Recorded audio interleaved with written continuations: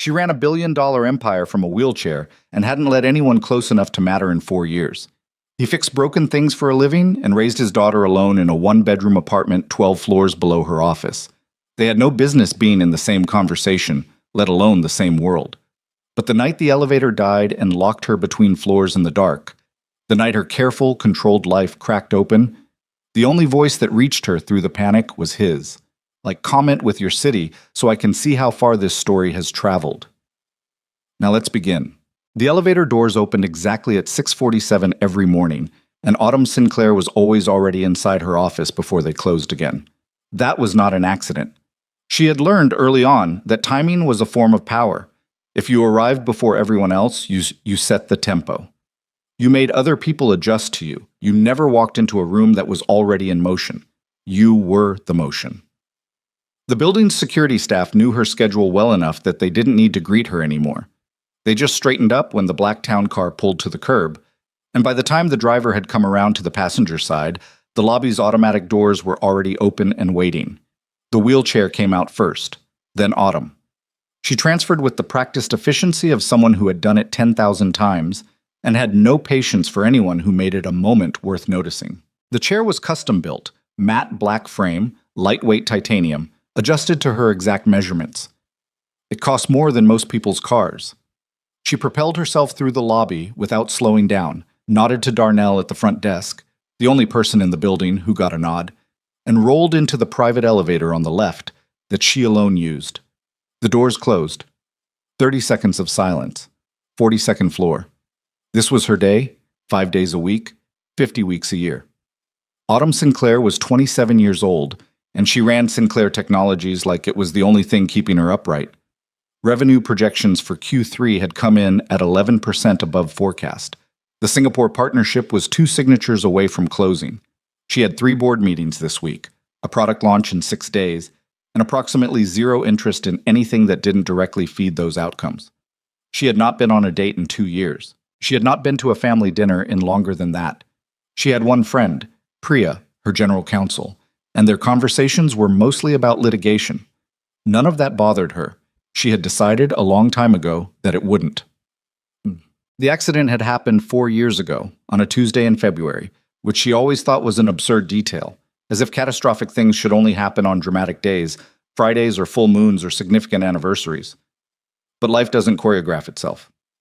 She had been 23, just named interim CEO after her father's health collapsed, and she was driving back from a meeting in Jersey at 11 at night because she worked like that back then too. The roads were wet. A truck drifted lanes. She remembered the lights, then nothing, then waking up in a hospital room with her mother crying at the foot of the bed and a doctor explaining, in the overly gentle tones people used when they thought gentleness could soften what they were about to say, that the spinal cord injury was complete at T10. She would not walk again. Her mother had reached for her hand. Autumn had stared at the ceiling and started calculating what this meant for the company restructuring she had scheduled for the following month. That was probably not healthy. She was aware of that. But the alternative, sitting inside what had happened to her, feeling the full weight of it, had felt like a door she could open once and never close again. So she had not opened it. She had instead built the hardest version of herself she could manage. She had hired the best physical therapist in the city, developed upper body strength that surprised even her own medical team, and returned to the office 41 days after the accident. She had fired 2 board members who suggested she consider stepping back. She had taken the company public 9 months later. The message she sent to the world was simple. Nothing has changed. And mostly, it worked. The problem, the part she didn't discuss with anyone, was that nothing had changed because she had not allowed anything to change. Every variable in her life was controlled. The building's accessibility was maintained to exacting standards because she paid for those standards herself. Her schedule was managed by her assistant Marcus, who had a gift for anticipating what she needed before she asked. Her apartment, 2 blocks from the office, had been completely renovated before she moved in. Her social circle had been, over 4 years, reduced to the functional minimum. She knew what she was doing. She just didn't intend to stop. Marcus was waiting outside the elevator when the doors opened on 42, tablet in hand, already talking. "Good morning. Singapore called at 6. Raymond Chen wants to push the Thursday call to Friday. which means it overlaps with the product demo unless we shift the demo to 2. But 2 is when you have move the demo to 4, Chiam, Autumn said, rolling past him without breaking speed. Email Chen that Friday at 9 is the only option. If he pushes back, tell him we're entertaining a conversation with Hyundai. Are we? No, but he doesn't know that. She pushed through the glass door to her office and went straight to her desk, pulling her laptop toward her before she'd even settled fully. What else? Marcus followed, cycling through his tablet. Board pre-read is due by noon. Elliot Marsh's assistant called again about the charity gala. Apparently the seating arrangement you approved last week raised concerns with 2 other board members. Tell them the seating arrangement stands. They're specifically asking whether Marcus. She looked up. The seating arrangement stands. He made a note. He was 26 and extremely good at his job and had learned in 18 months exactly where the edge of Autumn's patience was. Your 11 o'clock moved, and there's a maintenance notice. 3rd floor HVAC is being worked on today, which apparently means the service elevator situation. I don't need the service elevator. Right. They flagged it in case there were any disruptions to the main elevators while they're routing power. Fine. She was already reading the Singapore file. Close the door on your way out. He did. The floor was quiet. Early morning was the only time Autumn genuinely liked the office, before everyone else arrived, before the noise and the motion and the endless performance of managing people who needed reassurance about things she found obvious. In the early morning, it was just the city below and the work in front of her and the particular silence of being the only person on a floor that held 42 desks. She worked for 2 hours without stopping, and then her coffee went cold and she pushed back from the desk to go to the small kitchen at the far end of the floor. And that was when she heard it. From somewhere in the corridor, a sound she didn't hear often in this building, because this building was maintained obsessively.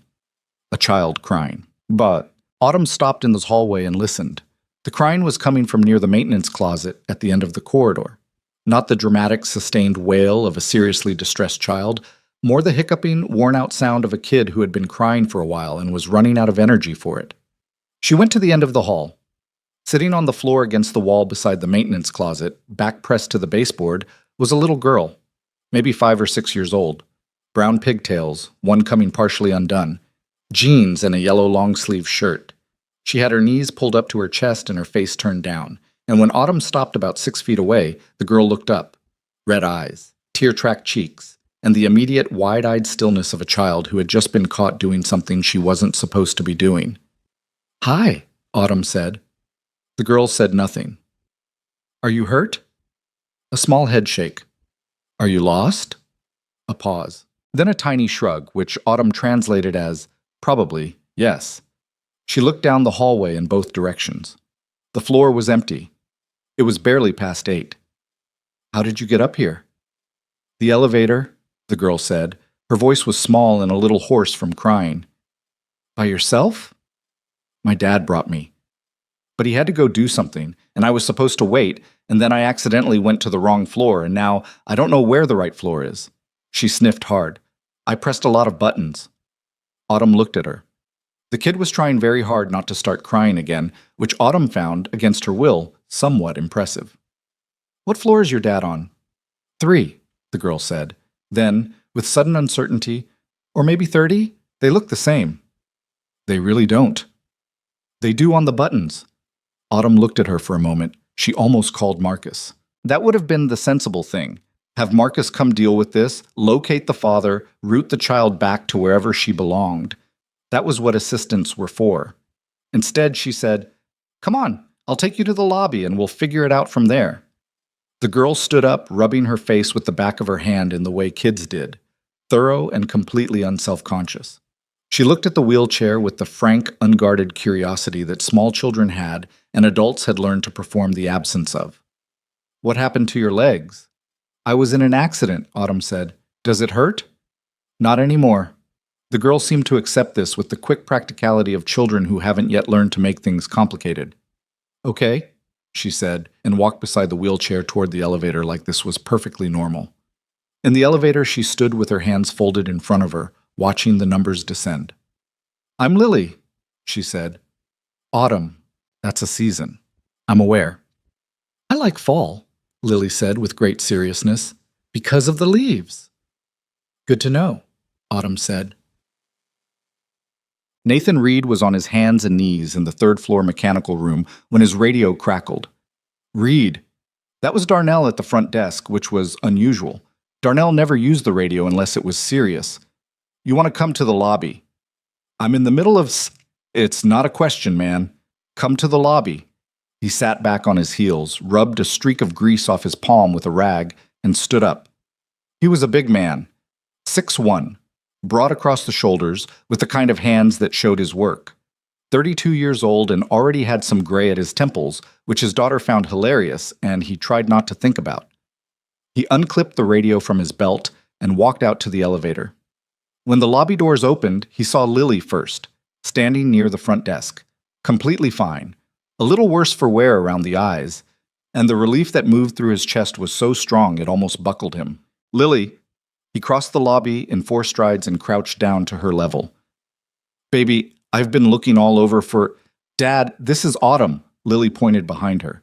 She found me. She has a really fast wheelchair. Nathan looked up. He had seen Autumn Sinclair exactly twice before, once in the lobby when her car pulled in and he happened to be near the door, and once on a security monitor in the maintenance office when there'd been a false alarm on 42 and they'd needed visual confirmation it wasn't a break-in. Both times she had been in motion, all contained efficiency and the particular authority of someone who had stopped second-guessing herself. This was closer than either of those times. She was looking at him with a calm, direct expression that gave nothing away. Your daughter pressed approximately every button in the elevator, she said. Yeah, she does that. He stood up, one hand on Lily's shoulder. I'm sorry. She was supposed to stay in the maintenance office with Carlos. She's not supposed to be up there at all. She's fine, Autumn said.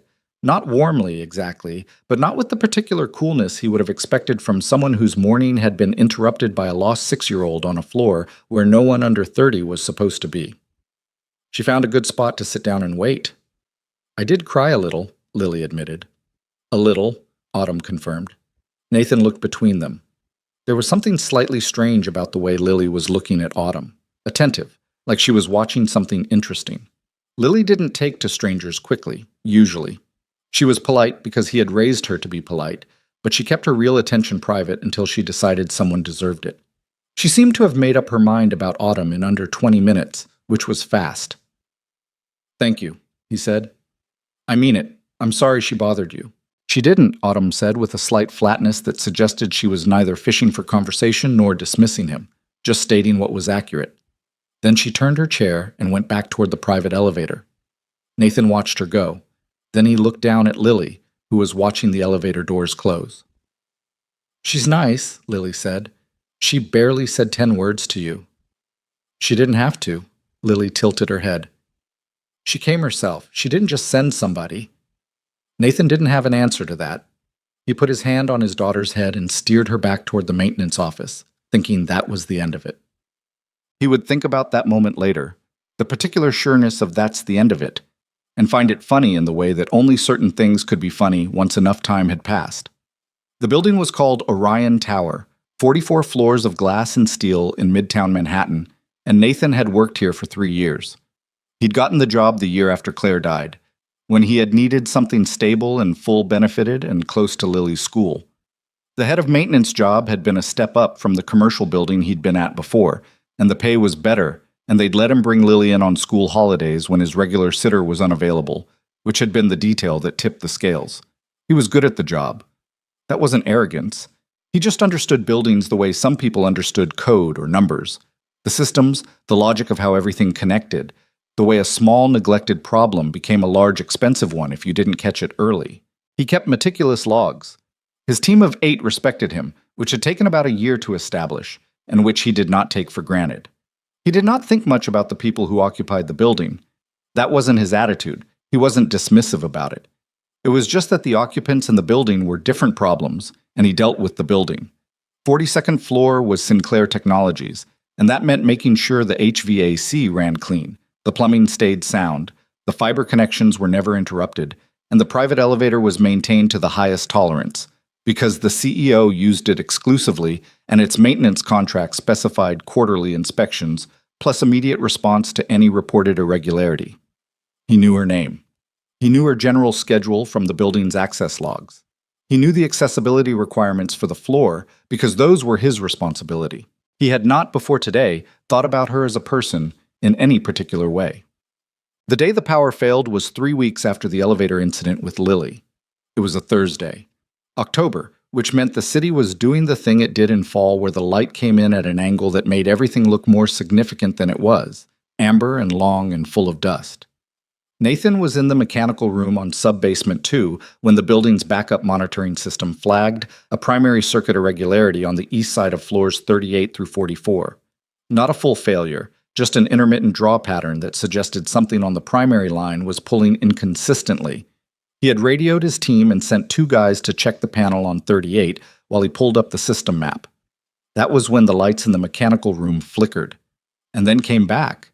And then, at the same time, his radio crackled with Carlos saying, "Reed, we've got something weird up here." The emergency line lit up on the wall panel. The wall panel fed directly from the intercom inside the private elevator. He picked up before the second pulse. "This is maintenance. Go ahead." Silence for a moment. Then a voice, controlled, tight, trying very hard to stay that way.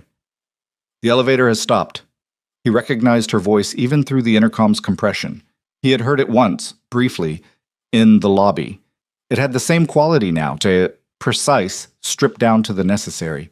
But underneath that, there was something she was working to keep out of it. "Miss Sinclair, I'm Nathan Reed, head of maintenance. Can you tell me what floor indicator was showing when it stopped?" "Between 40 and 41. The lights are on. The door is not opening." "Okay, you're not in the dark. That's good." He was already moving, pulling the building schematics on his tablet with one hand. "Is the emergency lighting panel on?" Usually there's a small orange indicator strip near the... "I see it. It's on." "Good. That means the emergency system kicked in, which means there's power to the cab. The doors didn't open, which means we're dealing with a leveling issue. The elevator hasn't aligned with the floor, so the safety lock's engaged. That's what they're supposed to do." He kept his voice even, matter of fact, not because he was being clinical, but because he understood that the most useful thing he could offer her right now was steadiness. "You are not in danger. The cab is locked in place. It is not going to move or drop. I need you to understand that before I explain what happens next." A beat of silence. "I understand. Do you need me to stay on the line while I route to my team?" "Yes," she said, and the shortness of it, the fact that she didn't qualify it or dress it up, told him more than a longer answer would have. "I'm staying on," he said. "I'm pulling up the panel routing right now. You're going to hear me talking to my team on the radio, and that might sound alarming because we use numbers and we talk fast. But those are normal operational codes, not emergency codes. If I hear an emergency code, I'll tell you immediately. You'll hear everything I hear. Okay? Is there anything in the elevator cab that you need? Water, medication, anything like that?" "No." "Temperature okay?" "It's fine." "Okay." He switched to radio, keeping the intercom open. "Carlos? What's the read on 38 panel?" Carlos's voice came back fast. "Main breaker on the east circuit is showing an overload. Looks like the draw spiked from that new server install on 39. I've got Victor isolating it now. I need manual release on the private elevator cab between 40 and 41. Who's closer? You or Jimenez?" "Jimenez is on 40. I'll send him. Tell him no power tools until I give clearance. Manual protocol." He went back to the intercom. "Miss Sinclair, my guy Jimenez is going to 40 right now. The manual release panel is inside the elevator machine room, which is accessed from 40, not from where you are. You won't see him or hear him until the doors open. That'll take about 4 minutes from right now."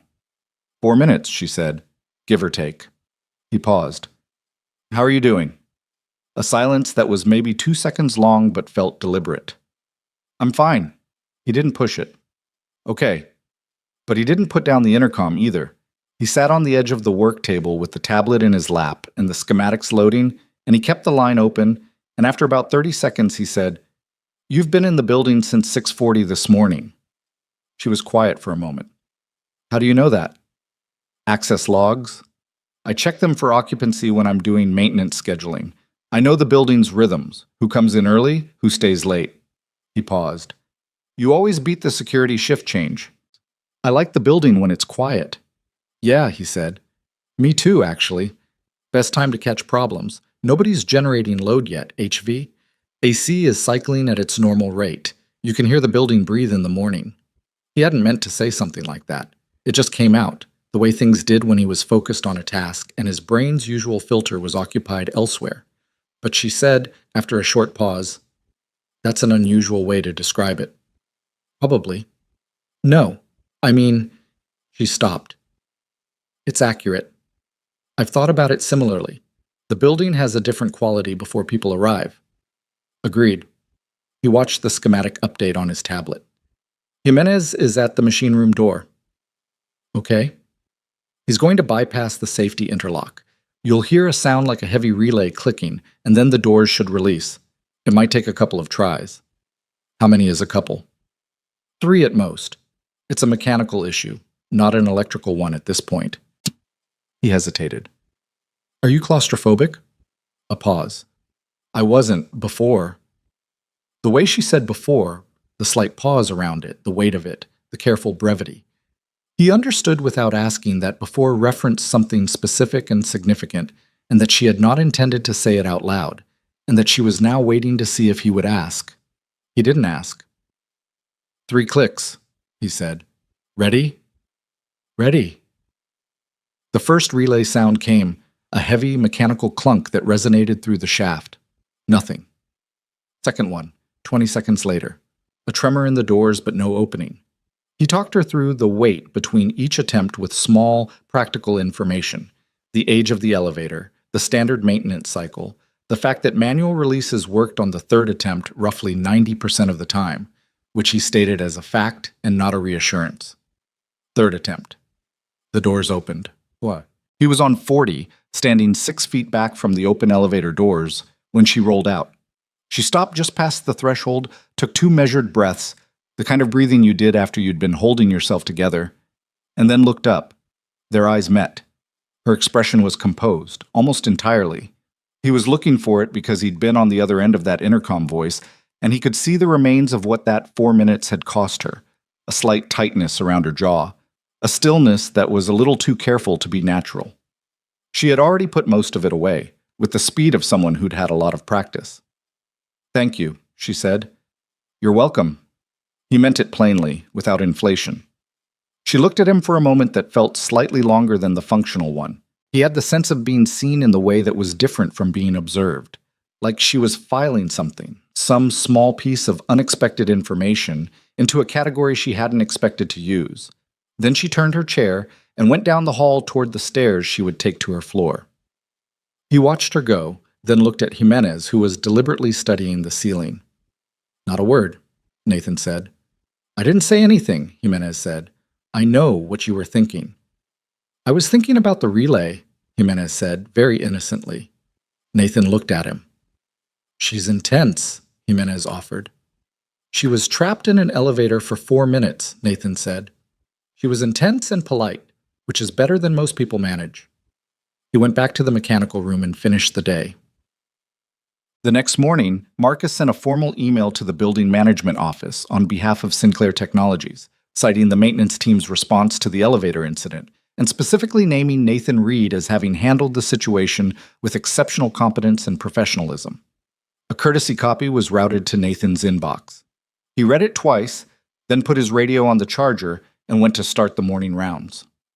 3 days later, something on 42 needed attention. This happened periodically.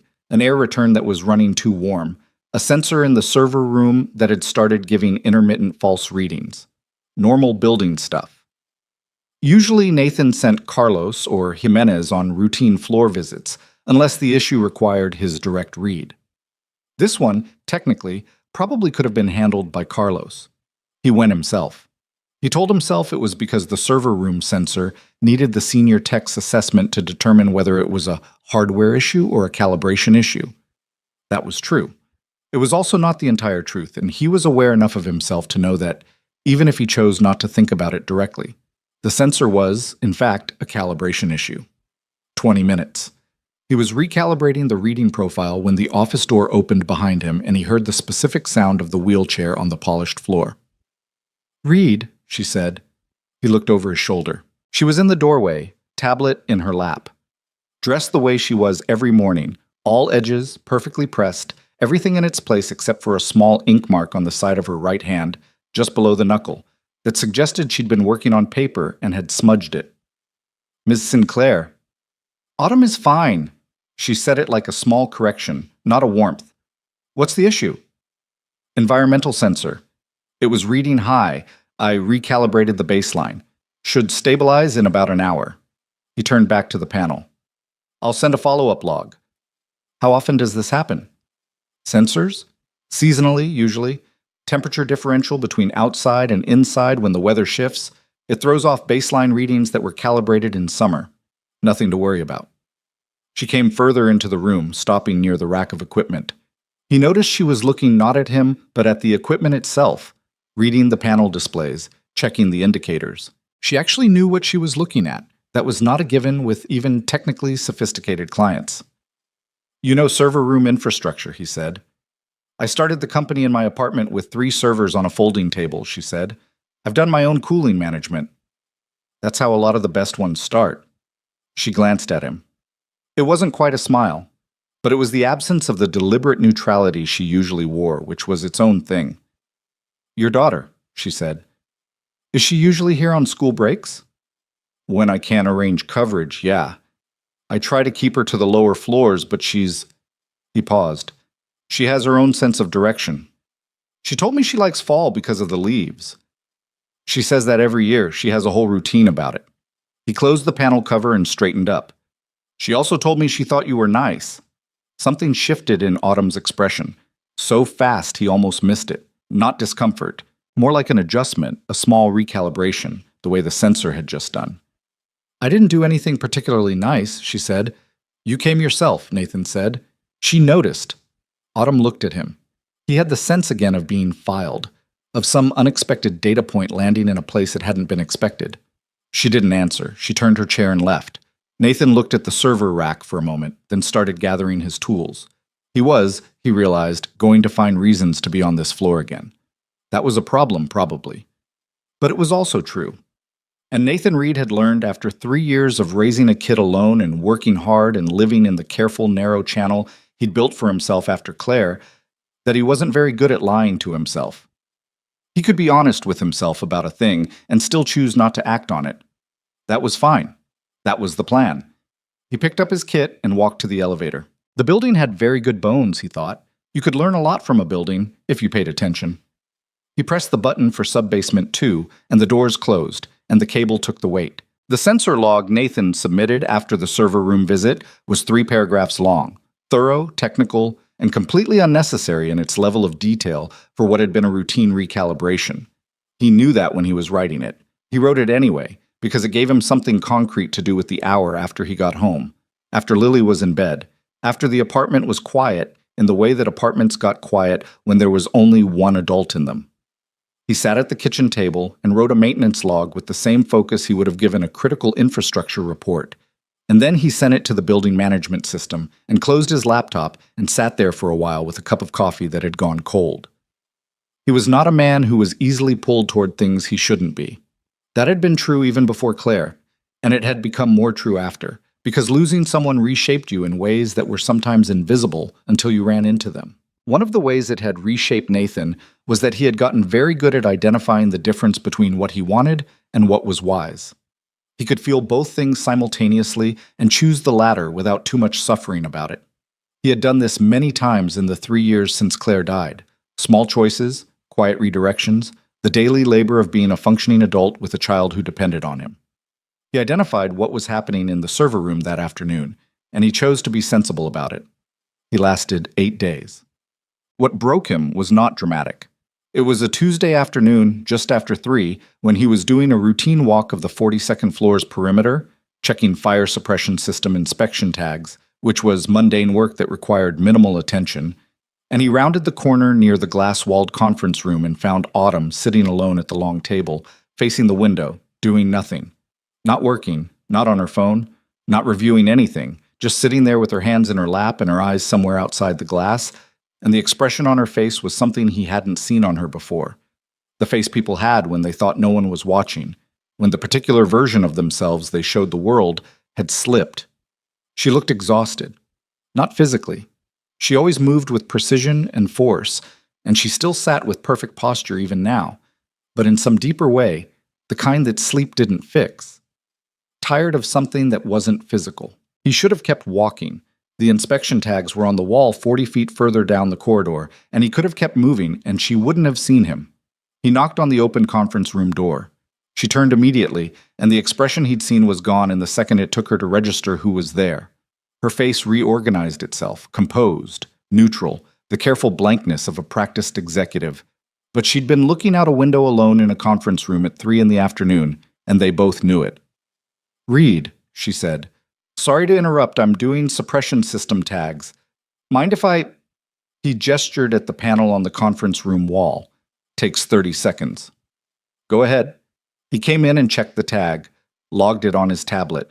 He was aware of her watching him with the same direct, filing attention she'd had in the server room.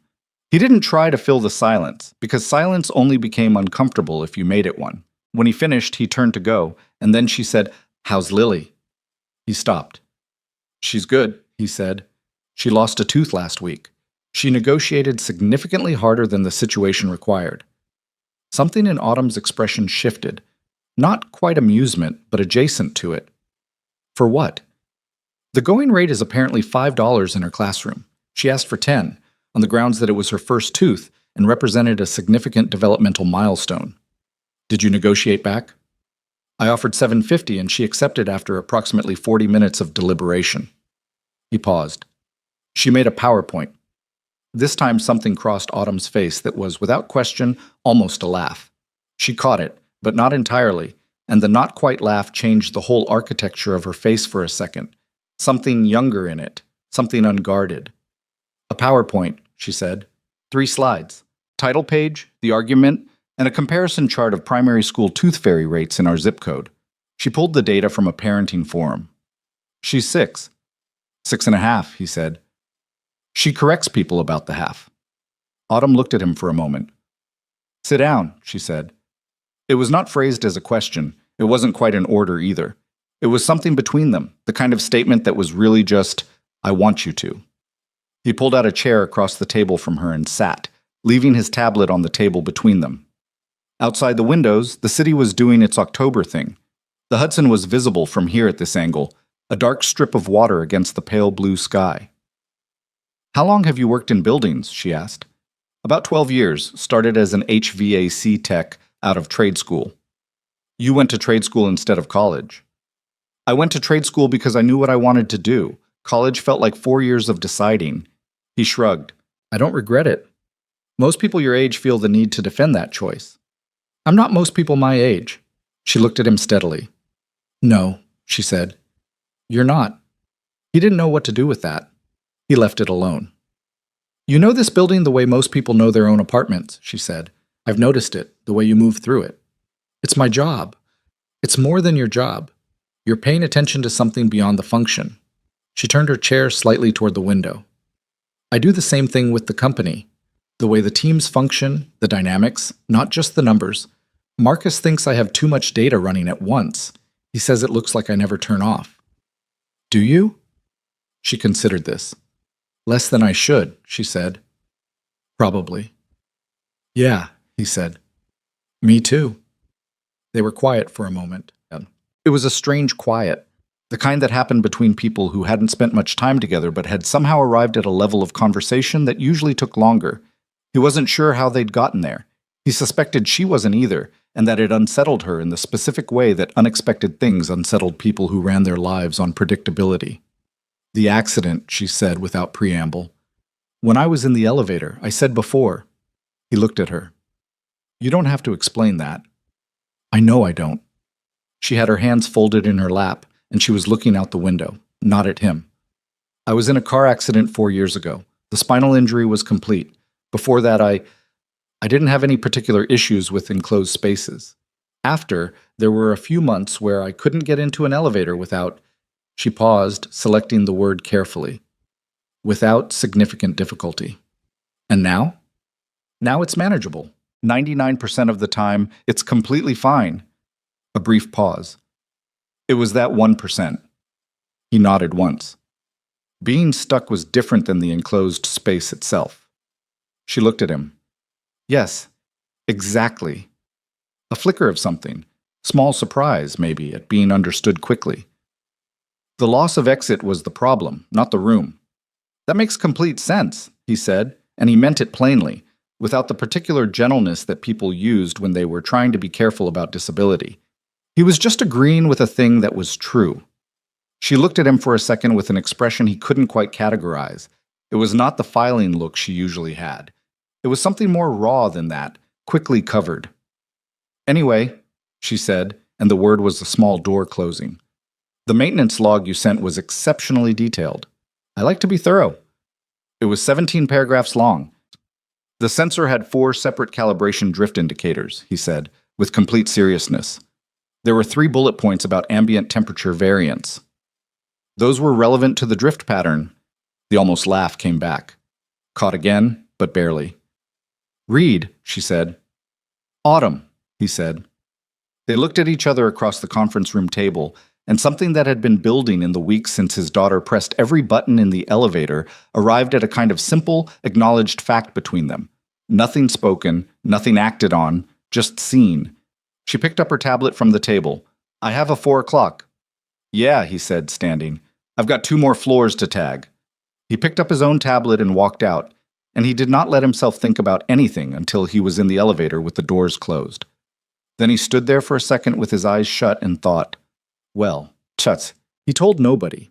There was nobody to tell, really. Carlos would make it a whole thing, Jimenez would never let him hear the end of it, and his sister in Baltimore would immediately start planning something. He processed it the way he processed most things, quietly, on his own, over time. What he did allow himself was this. When maintenance tasks came up on 42 that could reasonably be handled by him, he handled them himself. He kept it professional. He kept the visits to what the work required. But he stopped pretending there was a reason not to go up there because the pretense was its own kind of dishonesty, and he'd rather be honest with himself even if he didn't do anything about it. The visits were brief and businesslike. They talked about the building, mostly. She asked intelligent questions about infrastructure that showed she'd been thinking about things he'd mentioned in passing. He answered them without dumbing them down, which she seemed to appreciate in the specific way people appreciated not being managed. Sometimes she mentioned something about a project or a problem she was working through, not asking for input, just stating it, the way people did when they thought out loud, when they needed to hear the thing said.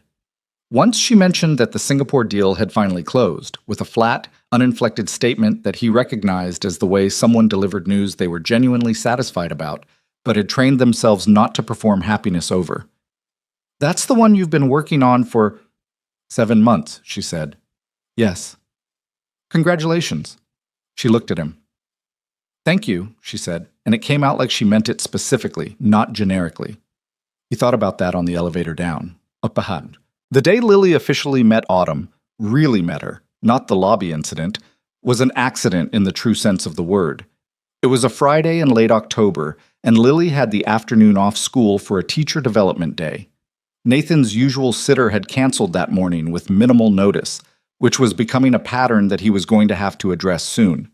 He'd brought Lily in with the understanding that she would stay in the maintenance office with Carlos until Nathan was done for the day, with strict instructions about not touching the radio equipment and not pressing elevator buttons. By 2 in the afternoon, Carlos had let her have the radio to test, which was Nathan's fault for not specifically saying no. She cannot touch the radio equipment. He had said, don't touch it, which apparently in Lily's interpretation meant she could hold it if someone handed it to her. And somewhere between the radio and a long afternoon of being 6 years old in a basement office, she had started to drift. Nathan found out she'd drifted when his radio crackled at 2:47 p.m. with Darnell's voice saying, Reed, your daughter is in the lobby reading the plant. She says the plant has a care tag and she wants to know who waters it. Nathan rubbed his face. I'll be right there.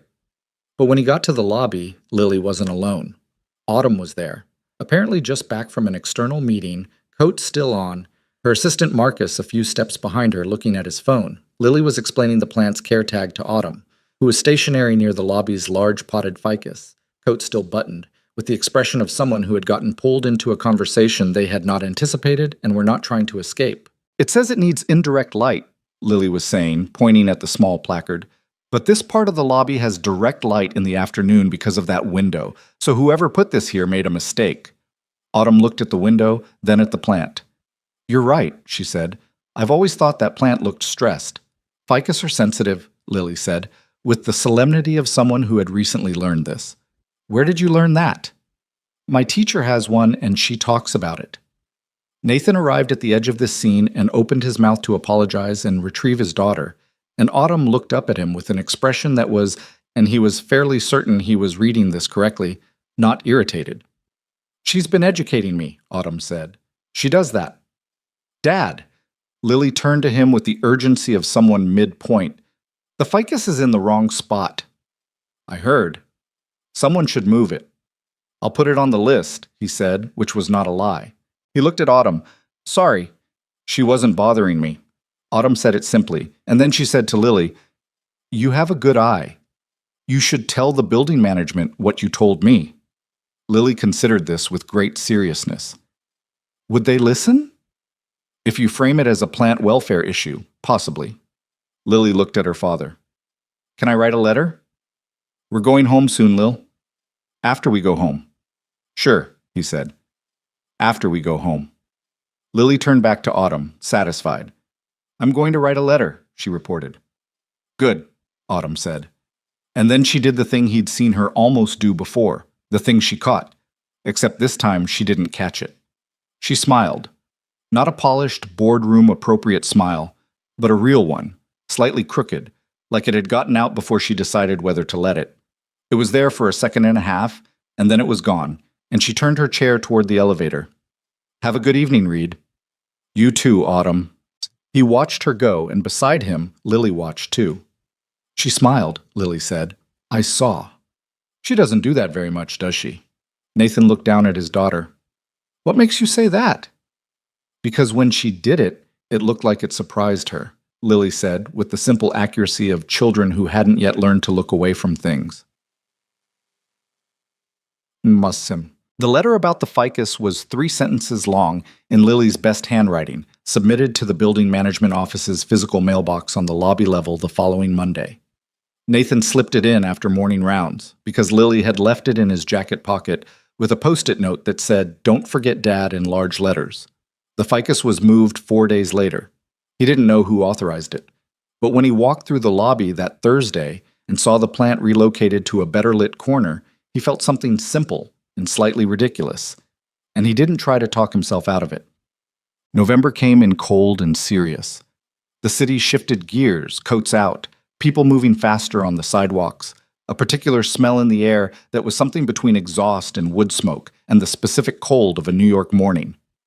Nathan walked Lily to school every day and then walked the 8 blocks to Orion Tower, and the walk was one of his favorite parts of the day. The 20 minutes where he was just a man in the city, not an employee or a single father or any other thing, just a person moving through the morning. He had started noticing how often he thought about the 42nd floor. Not obsessively, not in a way that disrupted his work or his evenings with Lily, but it was there. The way certain things were there at the edge of your thinking, present without demanding attention. He'd be watching Lily do her homework, and his mind would drift to something Autumn had said about the Singapore infrastructure rollout, a detail that had been interesting to him because it paralleled a logistics challenge he'd had years ago with a commercial property in Queens. He'd be fixing himself dinner and find himself thinking about the conference room.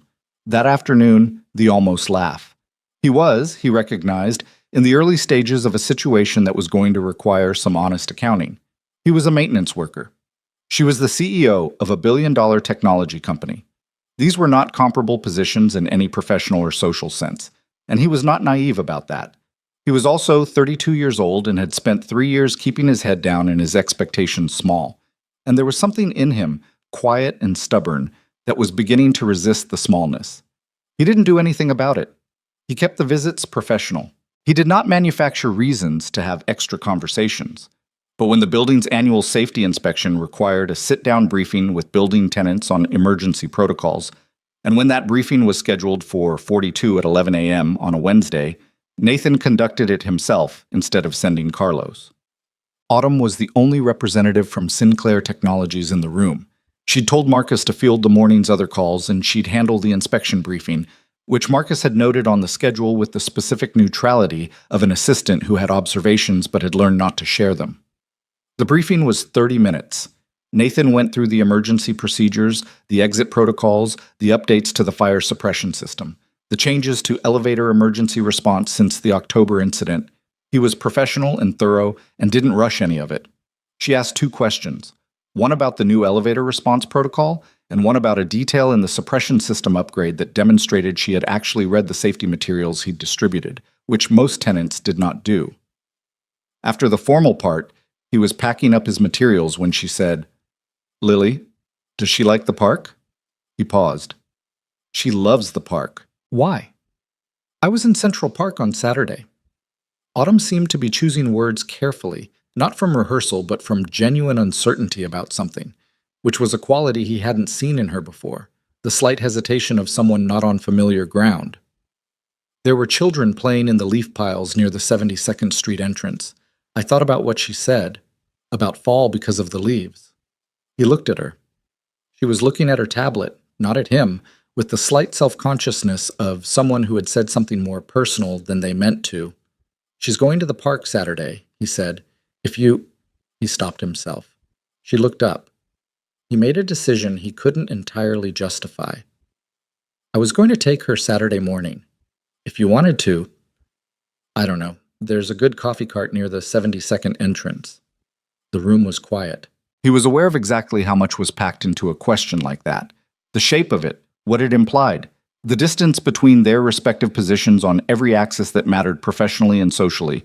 He was also aware that he was tired of doing the math on things like this, and that the math had never once led him somewhere that felt like living. Autumn looked at him with the same direct attention she always had, but something in it was different now. She was not filing this, not processing it with the part of her that processed information efficiently. She was sitting with it. That would be... She paused. "Lily would have to be okay with that. Lily thinks you're nice. Lily thinks everyone is nice." "Actually, she's pretty selective," Nathan said. "She told me our neighbor on the 4th floor is suspicious, based on his male habits." This time the almost laugh made it all the way out. "Autumn." Sinclair laughed, short, real, caught off guard, the kind of laugh that happened when the reflex beat the control. She pressed her mouth shut after, but it had already happened. "Suspicious how?" she said. "He gets packages almost every day. She says nobody buys that many things legitimately." She might be right. "I've thought about it," he admitted. She was quiet for a moment, still with the trace of the laugh in her face, that younger quality, that unguardedness, the version of her that existed when she wasn't performing anything. "Saturday," she said. "The 72nd entrance." 10 o'clock, he said. "She's usually pretty functional by 10. "I'll be there," Autumn said. He nodded and picked up his materials and walked to the elevator and pressed the button for sub-basement 2, and when the doors closed he stood there with his back against the wall of the cab and stared at the floor indicator and thought, well, okay then. He told Lily that evening while she was eating dinner. "Autumn's going to meet us at the park Saturday," he said, keeping it casual, keeping his attention on his own plate. "The one near 72nd. Lily put her fork down. She looked at him with the particular focus that 6-year-olds deployed when they were processing something important. "The Autumn from the building?" she said. "Yeah." "The one with the wheelchair?" "Yeah." "Who smiled at me about the ficus?" "That's the one." Lily picked her fork back up. "Okay," she said. He waited. With Lily, there was often more after the first okay. "Dad?" she said. "Yeah." "Are you nervous?" He looked up from his plate. His daughter was watching him with the frank, patient attention she'd had since she was about 4. That way of seeing him clearly that sometimes reminded him of Claire so sharply it took a second to find his footing. "A little," he said, because she deserved honest. Lily considered this. "She's nervous too," she said. "You could probably tell her." He looked at his daughter. "What makes you think she's nervous?" "Because she moved the ficus," Lily said simply. and went back to her dinner. Nathan sat there for a moment with that.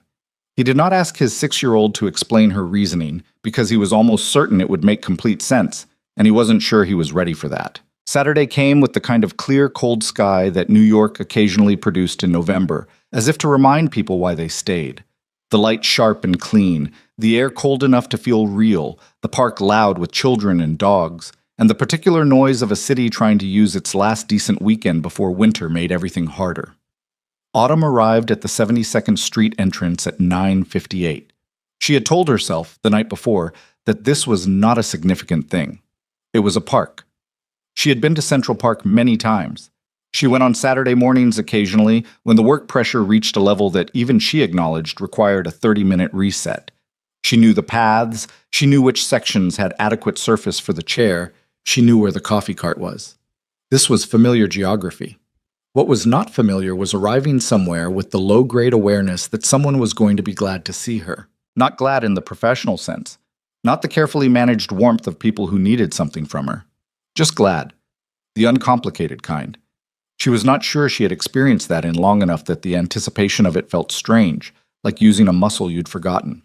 She saw them before they saw her. Nathan was walking along the path from the 72nd Street side, Lily's hand in his, and Lily was already talking. She could see the animation of it from 40 feet away, the way Lily's free hand gestured at something in the trees, and Nathan was listening with his full attention, the way he did, that quality of giving whatever was in front of him his actual focus, instead of the performance of it. Then Lily spotted her, and the hand gesturing stopped, and she pulled her father forward at a pace that made him lengthen his stride. And Autumn felt something shift in her chest, small, warm, slightly alarming. "You came," Lily said, arriving in front of her with the directness of someone who had considered it might not happen. "I said I would," Autumn said. Lily seemed to file this, the fact that Autumn kept her word, as information of some importance. "Dad brought coffee," she said. "He made it himself because he says the cart is not worth it." Nathan held up a thermos with the slight expression of a man being lightly exposed. "The cart charges $6 for what is essentially hot water that looked at coffee beans," he said. "That's an accurate description of a lot of coffee in this city," Autumn said. "Thank you." He said it with a faint air of vindication. They found a path that worked, wide enough, surface stable, and moved into the park together, and it was not smooth. These things were not smooth. There were moments of awkward navigation when the path narrowed and Nathan moved without asking to check the surface ahead of her, which was both considerate and the kind of thing that could tip into condescension depending on how it was done. He did it the right way, quickly, without commentary, without making it a moment. She noticed that. She filed it in the category of things about him that continued to complicate her sense of what she was doing here. Lily walked between them and talked about leaves, about a friend at school named Deja, who she had mixed feelings about whether squirrels actually remembered where they buried things or were just lucky. Nathan said he thought they remembered most of them. Autumn said there was research suggesting squirrels had better spatial memory than their reputation implied. Lily looked between them. "You both know things," Lily said. "That's the goal," Nathan said. "My teacher says everybody knows different things, and that's why we need other people." She paused. "I think that's why you like each other." Nathan looked at the sky. Autumn looked at the path. "You like each other," Lily clarified helpfully, in case they'd missed the point. "Lily," Nathan said, "I'm just saying." "I know what you're saying." "Okay," she said brightly, and ran toward a pile of leaves someone had raked to the side of the path. Autumn kept her face neutral, which took some effort. She could feel Nathan not looking at her with the same deliberateness. "I apologize," he said. "Don't," she said. And then, because she was apparently doing things today that she had not planned, "She's not wrong." He turned to look at her. She kept her eyes on the path ahead. "No," he said, after a moment. "She's not." The coffee from the thermos was, in fact, much better than the cart. She drank it from the small cup he'd thought to bring, and they sat on a bench, him on the bench, her beside it, while Lily conducted a private investigation of the leaf pile 20 feet away, and the city moved around them, and neither of them said anything for a while. And it was the most comfortable silence Autumn had experienced in longer than she could accurately calculate. She thought, "This is what I've been avoiding. Not the man, not the child, but this. The specific vulnerability of something being genuinely good.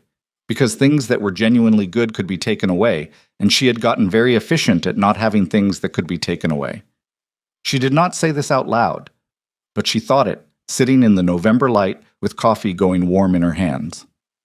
Timt. They met in the park 2 more Saturdays after that. The second time, Lily brought a notebook and asked to document the types of birds they saw.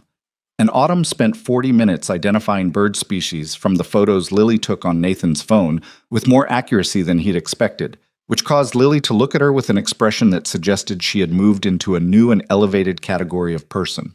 The third time it rained, and they ended up in a coffee shop on Columbus Avenue that was too small and too loud, and had nowhere good for the wheelchair except a corner spot near the bathroom, which Autumn navigated without comment. And they stayed for 2 hours because Lily had ordered hot chocolate and was taking it extremely seriously, and Nathan had made her laugh 3 separate times. Real laughter, the kind that happened before she could assess whether it was appropriate. Priya noticed first. Priya Mehta had been Autumn's general counsel for 2 years, and her closest thing to a friend for 3, and she had the particular quality of intelligent people who paid close attention. She noticed things before she mentioned them, which meant by the time she mentioned them, she was certain. She appeared in Autumn's office doorway on a Monday afternoon in late November, closed the door behind her, and said, "Who is he?" Autumn looked up from her laptop. "Excuse me? You've left the building 3 Saturdays in a row before noon, and you've been—" Priya made a gesture that was hard to categorize. "Different. I go out on Saturdays. You go out on Saturdays to walk laps around the block and come back. These are 2 and 3 hour absences, and you came in this morning and you didn't immediately tell Marcus to restructure the Hendricks call. You just worked, normally, like someone who'd had a weekend." Autumn held Priya's gaze for a moment. "You're reading a great deal into scheduling." "Autumn." Priya sat down. "I'm your lawyer and possibly your only friend, and I'm not reading into anything. I'm observing correctly." A pause. "Who is he?" Autumn closed her laptop. She considered lying, which was her default when the question was personal, but Priya would see through it, and they both knew it, and lying to Priya felt like a waste of the one relationship she actually valued. "His name is Nathan Reed," she said. "He's the head of maintenance in this building." Priya received this information without the reaction Autumn had been bracing for. No visible alarm, no immediate pivot to liability and optics. "Tell me about him," she said instead. So Autumn told her. Not everything. She kept certain parts of it private, the way she kept things private. The elevator, the conference room, the quality of the silences, but the outline. Single father, daughter named Lily. 12 years in building maintenance, coffee, in the park. The way he listened.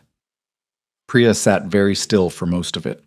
When Autumn finished, Priya said, "You should be careful." "I know. Not because of him," Priya clarified. "I don't know him, but because of the board and the investors. You know how they read things." "Yes."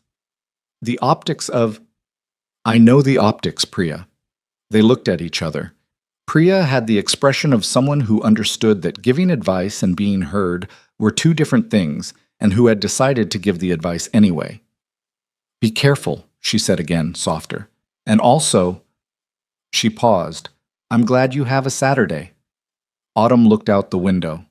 "So am I," she said, "which is the part that worries me." Then, the photo appeared on a Tuesday. She did not see it herself. Marcus saw it, at 7 in the morning, and came into her office 10 minutes earlier than usual, with the particular facial expression of someone delivering bad news they'd been organizing themselves to deliver. "There's a thing," he said. "What kind of thing?" He turned his tablet around. It was a photo taken in Central Park, the second Saturday, the one with the bird notebook. Someone had taken it from a distance. A long lens, probably, though it wasn't a professional shot. Autumn in her wheelchair, Nathan beside the bench, Lily mid-laugh at something off camera. The framing was accidental, the way candid shots were, but the angle had caught something. The lean of Nathan's posture toward her, the way she'd been looking at Lily with an unguarded expression that she would never have permitted if she'd known someone was watching. The caption on the business news site that had run it read, "Sinclair Tech CEO Autumn." Sinclair, seen here with unidentified man and child, raises questions about the executive's personal focus as the company prepares for its Q1 product launch. Sources close to the board say some members have noted behavioral changes in recent months. She read it twice. She handed the tablet back to Marcus. "Cancel my 9 o'clock," she said. "Already done." He hesitated. "There are 4 more articles this morning. The financial blogs picked it up overnight." "Same photo?" "2 are using it. The others are commentary." "What kind of commentary?" Marcus pressed his lips together.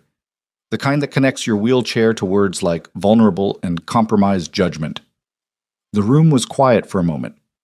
Autumn put her hands flat on the desk. She felt the particular coldness that settled into her when something went wrong that she hadn't seen coming. Not panic, nothing like panic, just the cold precision of a mind calculating damage and response simultaneously. "Get me Priya," she said, quiet. The board meeting was called for Thursday. Not a formal meeting, a conversation, in the careful language of Elliot Marsh, who chaired the board and who had the practiced delicacy of a man who had spent 40 years saying difficult things in the gentlest possible framing. He called her personally, which was itself a signal. "Autumn," he said, "I want to handle this carefully." "Then say it plainly, Elliot." A brief pause. "Some board members have concerns, not about your performance. The Q3 numbers are exceptional. The Singapore close was precisely what we needed. The concerns are about," he chose the word with audible care, "perception." "Perception of what?" "Of your judgment, of your stability, particularly given the timing, with the product launch and the Hendricks partnership still." "Elliot," she kept her voice level, "are you telling me that the board is questioning my competence because I was photographed in a public park?" "They're questioning my competence," she said again, more precisely, "because that is what this is. Not perception, not optics. They're looking at a photo of me outside on a Saturday and concluding that something must be wrong with my judgment. And I think we should be clear about what that actually means." A longer pause. "The conversation Thursday will be, I'll be there," she said. "Thank you for calling." She ended the call and sat for a moment with her hands in her lap.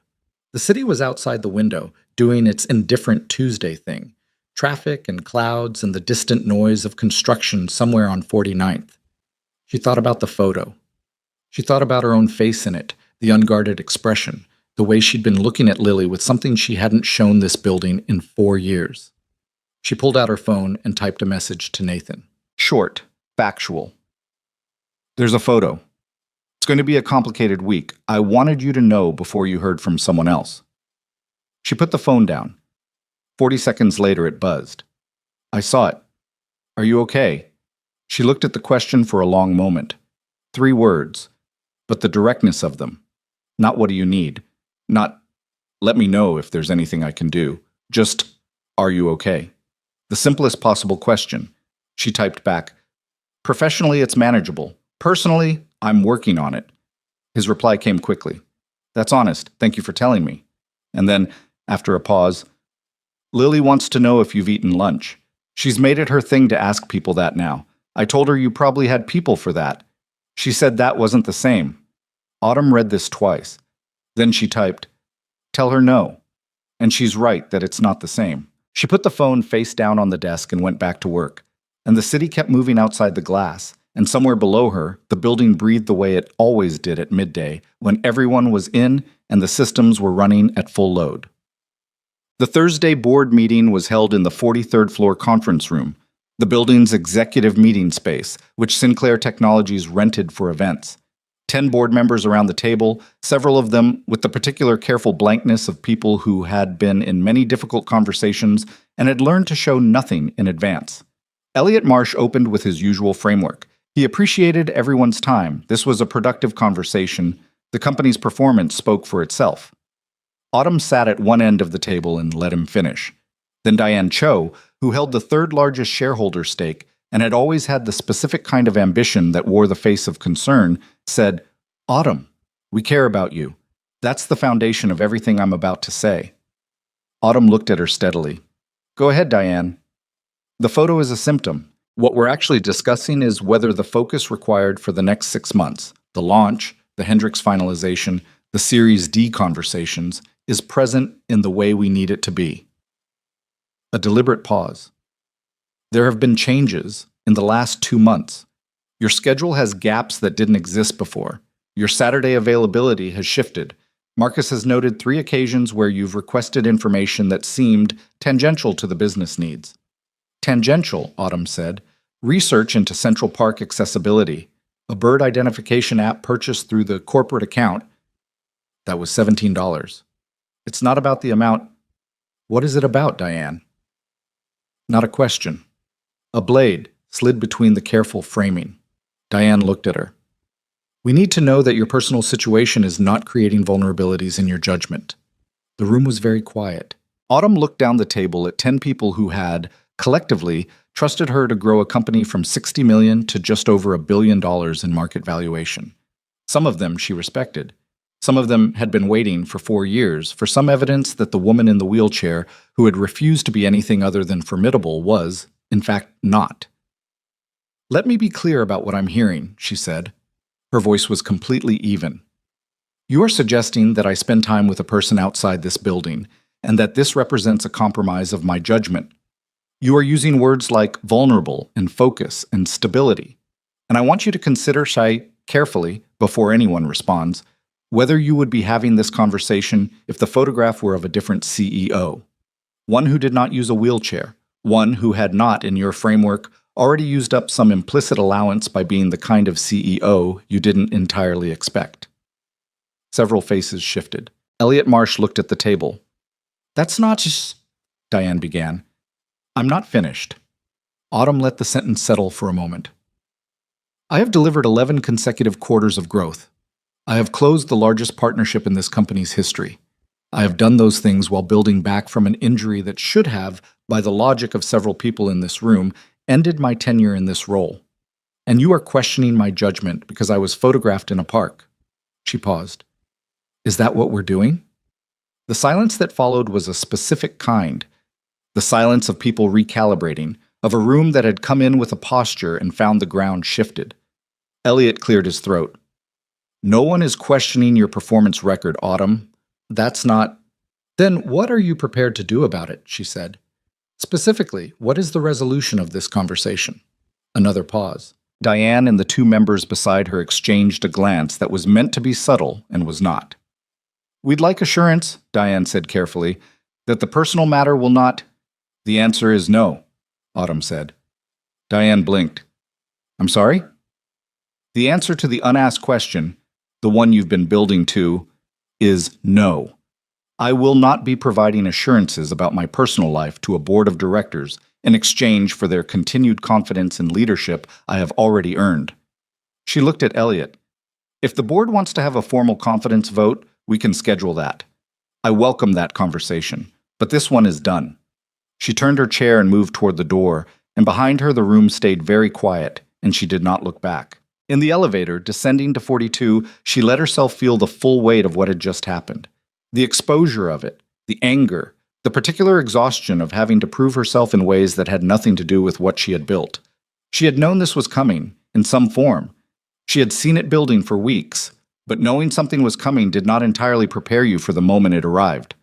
Her phone buzzed, a text from a number she didn't recognize, and then she looked at the preview and realized with a sharp, cold shock that it was not a number she didn't recognize. It was a journalist. A business journalist at a financial outlet she knew, whose name she knew, and whose message read, Autumn. I'm running a story on the board situation tonight. I have a source. Wanted to give you a right of reply before publication. She stared at the phone. Someone in that room had walked out and made a call before the elevator doors even closed. The doors opened on 42. She sat there for a moment, in the empty corridor, and looked at the message, and felt the company she had built, the things she had remade herself around, the structure that had held her upright for 4 years, begin to tremble in a way she had not felt since the night of the accident. Her hands were steady. They were always steady. She typed back, my office, 1 hour, and then she typed a message to Priya that said, I need you now. And then she put the phone in her lap and sat in the corridor of the 42nd floor and looked at the building she had occupied for 3 years, her building, her floor, the walls she had put everything she had into making impenetrable, and thought about a man in a park, about a thermos of coffee made at home because the cart wasn't worth $6, about a little girl writing a letter about a ficus. She thought, I am not sorry. Then she went inside and got to work. The story ran that evening. It was not as bad as it could have been, which Priya said 3 times in a row as they read it together in Autumn's office at 8 p.m., as if repetition would make it feel better. The journalist, to his credit, or to the credit of his editors, had not run the most inflammatory version available to him. He had quoted the unnamed board source carefully, framed the piece as a question rather than a verdict, and included Autumn's single-sentence right of reply. Sinclair Technologies' performance record speaks for itself, and Ms. Sinclair's leadership remains fully committed to the company's strategic priorities. But the headline read, Sinclair Tech CEO's Judgment Under Board Scrutiny. Amid personal entanglement, and headlines were what people read, and headlines were what got screenshotted and circulated, and by morning it had been picked up by 4 more outlets, and by the afternoon it had 1,700 comments on the financial news aggregator that most of their investor class read. The comments were the part Autumn made herself read. Priya said she didn't have to. She did it anyway, the way you pressed on a bruise, not because you wanted it to hurt, but because you needed to know its exact edges. Most of the comments were what she expected, questions about her capability. The word distracted appearing with a frequency that was almost rhythmic, several references to the wheelchair that wore the clothing of concern. She's been through so much, it's understandable that she'd be vulnerable, which was the most infuriating register of all because it was the one you couldn't argue with directly without sounding defensive. And underneath those, the ones from women in business, in tech, in boardrooms, who wrote things like, we know exactly what this is, and they would never write this story about a male CEO, and she built that company from nothing, and they are waiting for any excuse. Autumn read those too, filed them. She turned off her computer at 9:30 and went home. Yeah. Nathan was awake when the story ran.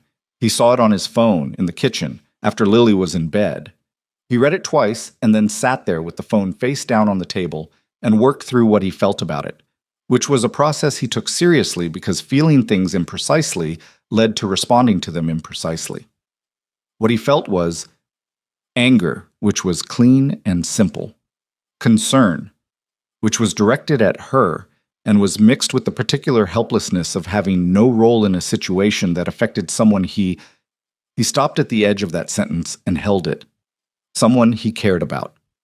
That was the accurate word. He was past the point of soft-pedaling it to himself, past the point of interesting person and unexpected connection. He cared about her the way you cared about someone whose specific face your brain produced without prompting, whose voice you recognized in a memory before you remembered the context. The feeling had arrived so gradually and then so completely that trying to locate when it had happened was like trying to find where a tide started. He did not text her that night. She would have Priya and lawyers and the full machinery of crisis response, and she did not need him adding another voice to the noise. What he could offer was the thing he'd always offered, just being steady on the other end of the line without adding to the weight. He went to bed and slept badly and got up at 5:30 to make Lily's lunch and walk her to school.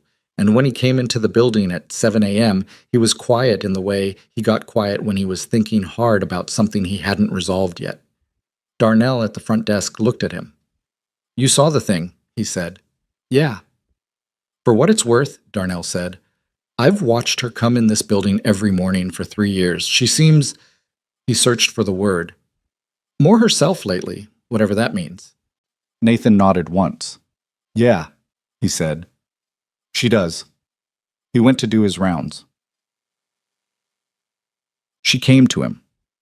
That was the part he didn't expect.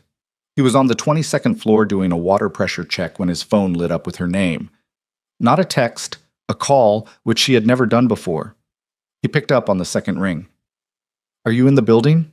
she asked. 22. You need me upstairs?" "No." A pause. "I'm coming down." He stood in the corridor of 22 and waited, and 3 minutes later the elevator opened and she came out, and she was not in her usual state. She was put together. She was always put together, but there was something underneath it today that was uncontained in a way he hadn't seen, like she had been managing something at high pressure for 48 hours, and the seal was beginning to stress. "I have a problem," she said. Not preamble, not build-up. Tell me. The board is calling a formal confidence vote. Elliot told me this morning. Diane Cho has been working the phones for 2 days, and she has enough aligned members to make it a genuine question. She stopped her chair 10 feet from him and folded her hands in her lap with the deliberateness of someone physically containing something. The vote is in 10 days. At the Meridian Gala, the annual charity event where we typically present the company's year-end highlights to our investor class, Diane wants to use it as the venue to publicly move against me. At a charity gala. It's her style. Public settings, where the audience affects the outcome. Autumn's jaw was set. She's been positioned for this for over a year. The photo gave her the opening she needed. He looked at her. He was calculating things quickly, the way he calculated building problems. What was structural, what was cosmetic, what was load-bearing, and what would fail first. "What do you need?" he said. "I don't know." She said it plainly, without the usual precision, and that plainness, the admission of not knowing, told him more about how bad it was than any of the details. Autumn Sinclair always knew what she needed. Precise requirements, clearly stated. The uncertainty was new. "Can you win the vote?" he asked. "I don't know that either. On numbers? Possibly. But Diane is good at this. She has cultivated relationships on that board for 3 years. She'll have proxies I haven't identified." A pause. "And she is specifically using the argument that I have become emotionally compromised. The photo is Exhibit A. If I walk into that vote looking like I'm defending my right to a personal life, she frames it as confirmation. And if you walk in having distanced yourself from," he started. "From you," she said. "Yes." She held his gaze. "That's the other option. Distance. Make the question irrelevant by removing the answer." The corridor was quiet. Somewhere down the hall, one of the building's secondary HVAC units cycled on with its usual low hum. He understood the shape of what she was saying. She was not asking him to make the decision for her. She was telling him the geometry of the problem, the way she told him building problems, laying out the constraints and variables, and asking him to think alongside her rather than at her. "Is that what you want?" he said. "Distance?" She looked at him for a moment with that direct attention that he had come to understand was her version of an answer she hadn't finished yet. "No," she said. "But what I want, and what the situation requires, Autumn." She stopped. "What do you want?" he said. Not repeating it as a challenge, just keeping it there, in the air, until she dealt with it. She was quiet for a moment that had weight in it.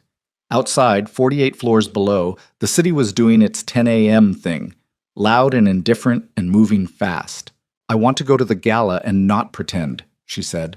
"I want to stand in that room in front of every investor and board member and say what is actually true, which is that I am the same CEO I have always been, and the only thing that has changed is that I am less miserable than I was a year ago. And those two things are not in conflict. I want—" She paused. "I want to stop performing the version of myself that makes other people comfortable with what I survived." He stood very still. He knew better than to move when someone was saying something that cost them. "I've been doing it for 4 years," she said, making it very clear that nothing touched me, that the accident changed nothing, that I needed nothing and no one. She was looking at the floor now, not at him, and he recognized the posture, the effort of looking somewhere that wasn't a face when the thing being said was too raw to say to a face. Because if I let people see that any of it affected me, they would use it. They would call it weakness. They were always going to call it weakness. A pause. "And they're calling it weakness anyway." "Yeah," he said quietly, "so I might as well stop paying the price to prevent it." He nodded slowly. He thought about what it took to arrive at a statement like that, the accounting required, the willingness to look at the cost of your own defenses and decide they were no longer worth paying. "What's the gala?" he said. "Practically, what's the format?" She looked up. "Dinner for 400. Seated speeches, company presentations, awards. I give a keynote." She paused. "It was always going to be a platform. Diane wants to use it as hers. I could make it mine." "Do you know what you'd say?" "Not yet." A long pause. "But I'm beginning to. Adjusts." The next 8 days were the hardest she had worked in years. Not because the work itself was harder. The Q4 reports, the launch preparation, the Hendricks finalization, All of it continued at the same pace. It was hard because she was doing the work and simultaneously carrying the knowledge of Thursday night, of what she had decided in a corridor on the 22nd floor, without any certainty about whether it was the right decision or the one that would cost her everything. Priya thought she was making a mistake. She said so once, directly, in the way Priya did, not repeatedly, not with pressure, but clearly and on the record. You can win the confidence vote on numbers if you work the next week right. You don't need to do this the hard way. I know, Autumn said. Then why? Because the hard way is the honest way, she said, and I'm tired of the other kind. Priya looked at her for a long moment. Okay, she said, then let me help you do the hard way right. They worked on the speech together. Priya on the structural and legal exposure, Autumn on the actual words, which she wrote herself and rewrote 4 times and hated each draft in a different way. She was not a natural public speaker in the emotional register. She was excellent at clear, structured argument, at data presentation, at the kind of boardroom authority that came from precision. The thing the speech required was different. It required her to be specific about things she had kept in the abstract for 4 years. Nathan didn't see the speech before the gala. She thought about sending it to him and decided against it. The speech was her work, her problem. What he had given her, in a corridor on the 22nd floor, in a park in November, in an elevator intercom in October, was not a speech. It was simpler than that. He had given her the experience of being treated like a person and not a symbol, repeatedly, without making a thing of it, and that was what the speech was actually about. She didn't need his notes on the draft. She needed him to show up. She asked him on the Wednesday before, not formally, a text, in the evening, after she knew Lily was in bed. The gala is Thursday at the Meridian. It's black tie. I know that's an ask. A pause, then, I would like you to be there. Not as anything formal, just there, if you're willing. 3 minutes passed, then, what time? She exhaled something she hadn't known she was holding. 7. I'll put your name at the door. Okay. She looked at the screen for a moment, then typed, Lily will need a sitter. Already thinking about it. And then, Autumn, yes. Whatever happens Thursday, you built that company. Nobody in that room built it. You did. She sat with that for a long time. But the Meridian Hotel ballroom was everything these events always were. Too much chandelier light, tables arranged with the precision of a room designed to make wealth look natural. 400 people in formal wear who had been doing this long enough that the performance of it was invisible even to themselves. Autumn arrived at 7:15 and she could feel the room shift when she came in. The particular shift of a room that had been talking about you adjusting to your presence. She had dressed for this in the specific way she dressed when she intended to be seen. Deep green, silk, architectural cut, her hair up. No concessions, no softening. Priya met her near the entrance and said quietly, Diane is at table 6. She's got Harmon and Westfeld with her. 2 board members who had been neutral as of Monday. She's been working the room for 45 minutes. Let her work, Autumn said. Your table is at the front. Elliot's already seated. How does he look? Like a man who wants this to end without anyone getting hurt. Same as always then. She scanned the room. Has he arrived? Priya knew who she meant. Not yet. Autumn nodded and moved toward her table. He arrived at 7:32. She knew because she saw Priya look toward the entrance and then look at her. And when she turned, Nathan was at the door. Black tie, slightly imperfect. The kind of formal dress that a man wore well because he filled it with something real, rather than because he'd been wearing it his whole life. He looked around the room with the same steady attention he used on buildings, reading the layout, the load, the points of stress. She caught his eye from across the room. He didn't wave, didn't do anything theatrical. He just acknowledged her with a small nod. Steady, present. And she turned back to her table and felt something in her spine relax that she hadn't known was braced. Dinner happened. Speeches happened. 2 company presentations, an award ceremony, the kind of event architecture that moved 400 people through 3 hours in formal clothing without anyone visibly losing patience. Diane Cho gave a brief remarks segment, framed as a reflection on the company's growth, and buried inside it a pointed remark about leadership needing to remain focused on what brought us here, at a pivotal moment of transition. Smooth, professional. Everyone in the room who understood how these things worked heard the blade inside it. Everyone else heard a compliment. Autumn's keynote was last. She took the microphone at 9:47. The room settled into the particular quiet of an audience preparing for something expected. A polished wrap-up, the numbers, the gratitude, the company forward look. She looked out at 400 faces and took one breath. "I've given this speech before," she said. "I know how it's supposed to go. The numbers, which are excellent. The partnerships, the launch timeline, the thank yous." She paused. "I'm going to give you all of that, but I'm going to say something first that isn't in the prepared remarks, and I'm saying it because I'm done with prepared remarks on the subject." The room was very still. 4 years ago, I was in an accident that changed my body and my life. I came back to this company 41 days later because I had decided that the only acceptable response was to make it irrelevant. The wheelchair, the injury, the fear, all of it. I decided that the only way to hold what I had built was to show everyone in every room that nothing had touched me. She kept her voice even, not performing composure, actually composed. That performance cost a great deal. It cost me a kind of loneliness I was not willing to look at directly, because looking at it directly would have confirmed something I didn't want to confirm, that I had survived something, and surviving it had changed me. She let that settle. "Someone showed me something different this year."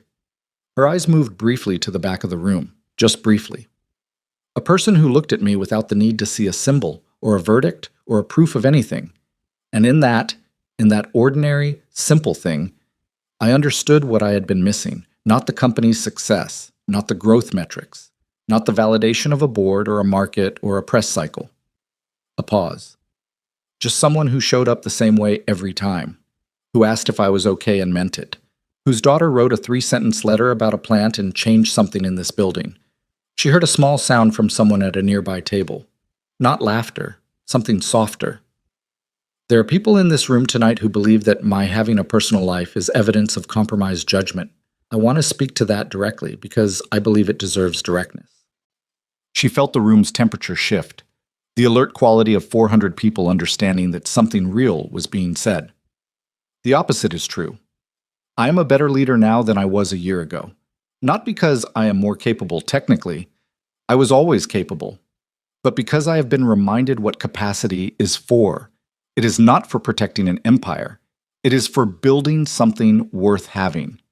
She held the room. Sinclair Technologies has grown because this team is exceptional. That does not change. But I'm also allowed to be a person who builds more than a company. Those things are not in conflict, and I will not apologize for either. The silence in the room was the kind that preceded a response, not the kind that meant nothing was happening. She moved smoothly into the prepared remarks. The numbers, the Singapore close, the Q1 launch roadmap, the Hendrix partnership finalization. And she delivered them with the same precision she always had, because the capability had always been real, and the point was that it coexisted with everything else she had just said. When she finished, the applause started at the front tables and moved backward. Not unanimous, she could see the held stillness at table 6, Diane Cho's expression carefully managed. But the room was clapping, and several people were standing, and Elliot Marsh at her table was applauding with the relief of a man watching something difficult resolve more cleanly than he'd feared. She set the microphone down and looked toward the back of the room. Nathan was standing near the wall, not clapping the way everyone else was clapping. He was just looking at her with an expression she would spend a long time remembering. Not pride exactly, not relief, something more like recognition. The expression of someone who had known a thing about her before she said it out loud, and was simply watching her arrive at it herself. She left the stage and moved through the room toward him, and people stepped aside and said things to her that she heard and answered, and the noise of the ballroom was around her, but she moved through it steadily, directly, until she reached the back wall. "Hi," she said. "Hi," he said. "I need to tell you something," she said. "Okay." In front of 400 people and whatever board member is still watching, she looked at him directly. "I would like to go on a proper date with you. I would like to do this on a night when neither of us has a crisis to manage, when Lily is with a sitter, and when I have had the chance to wear something that does not have the structural integrity of formal armor." She paused. "Those are my terms." He looked at her for a long moment. The almost smile she had seen in a conference room 2 months ago, the one he usually kept to himself, came all the way out. "That's a very formal proposal," he said. "I do most things formally," she said. "I'm working on it." "Yeah," he said. "I know." He held her gaze. "Saturday, dinner. Somewhere with bad lighting and good food and nowhere important to be." "Yes," she said. "That." The room was still making noise around them, and across it Diane Cho was having a low, urgent conversation with Harmon.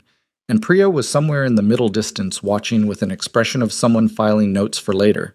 And the chandelier light was too bright, and the music had started, and none of it touched the particular quality of that 2 feet of space between them. "Your speech," Nathan said. "Yes?" The ficus letter made it in. "It earned its place," she said. He laughed, short and real. And she felt it the way she felt the things he did that were real, directly, without the usual buffer.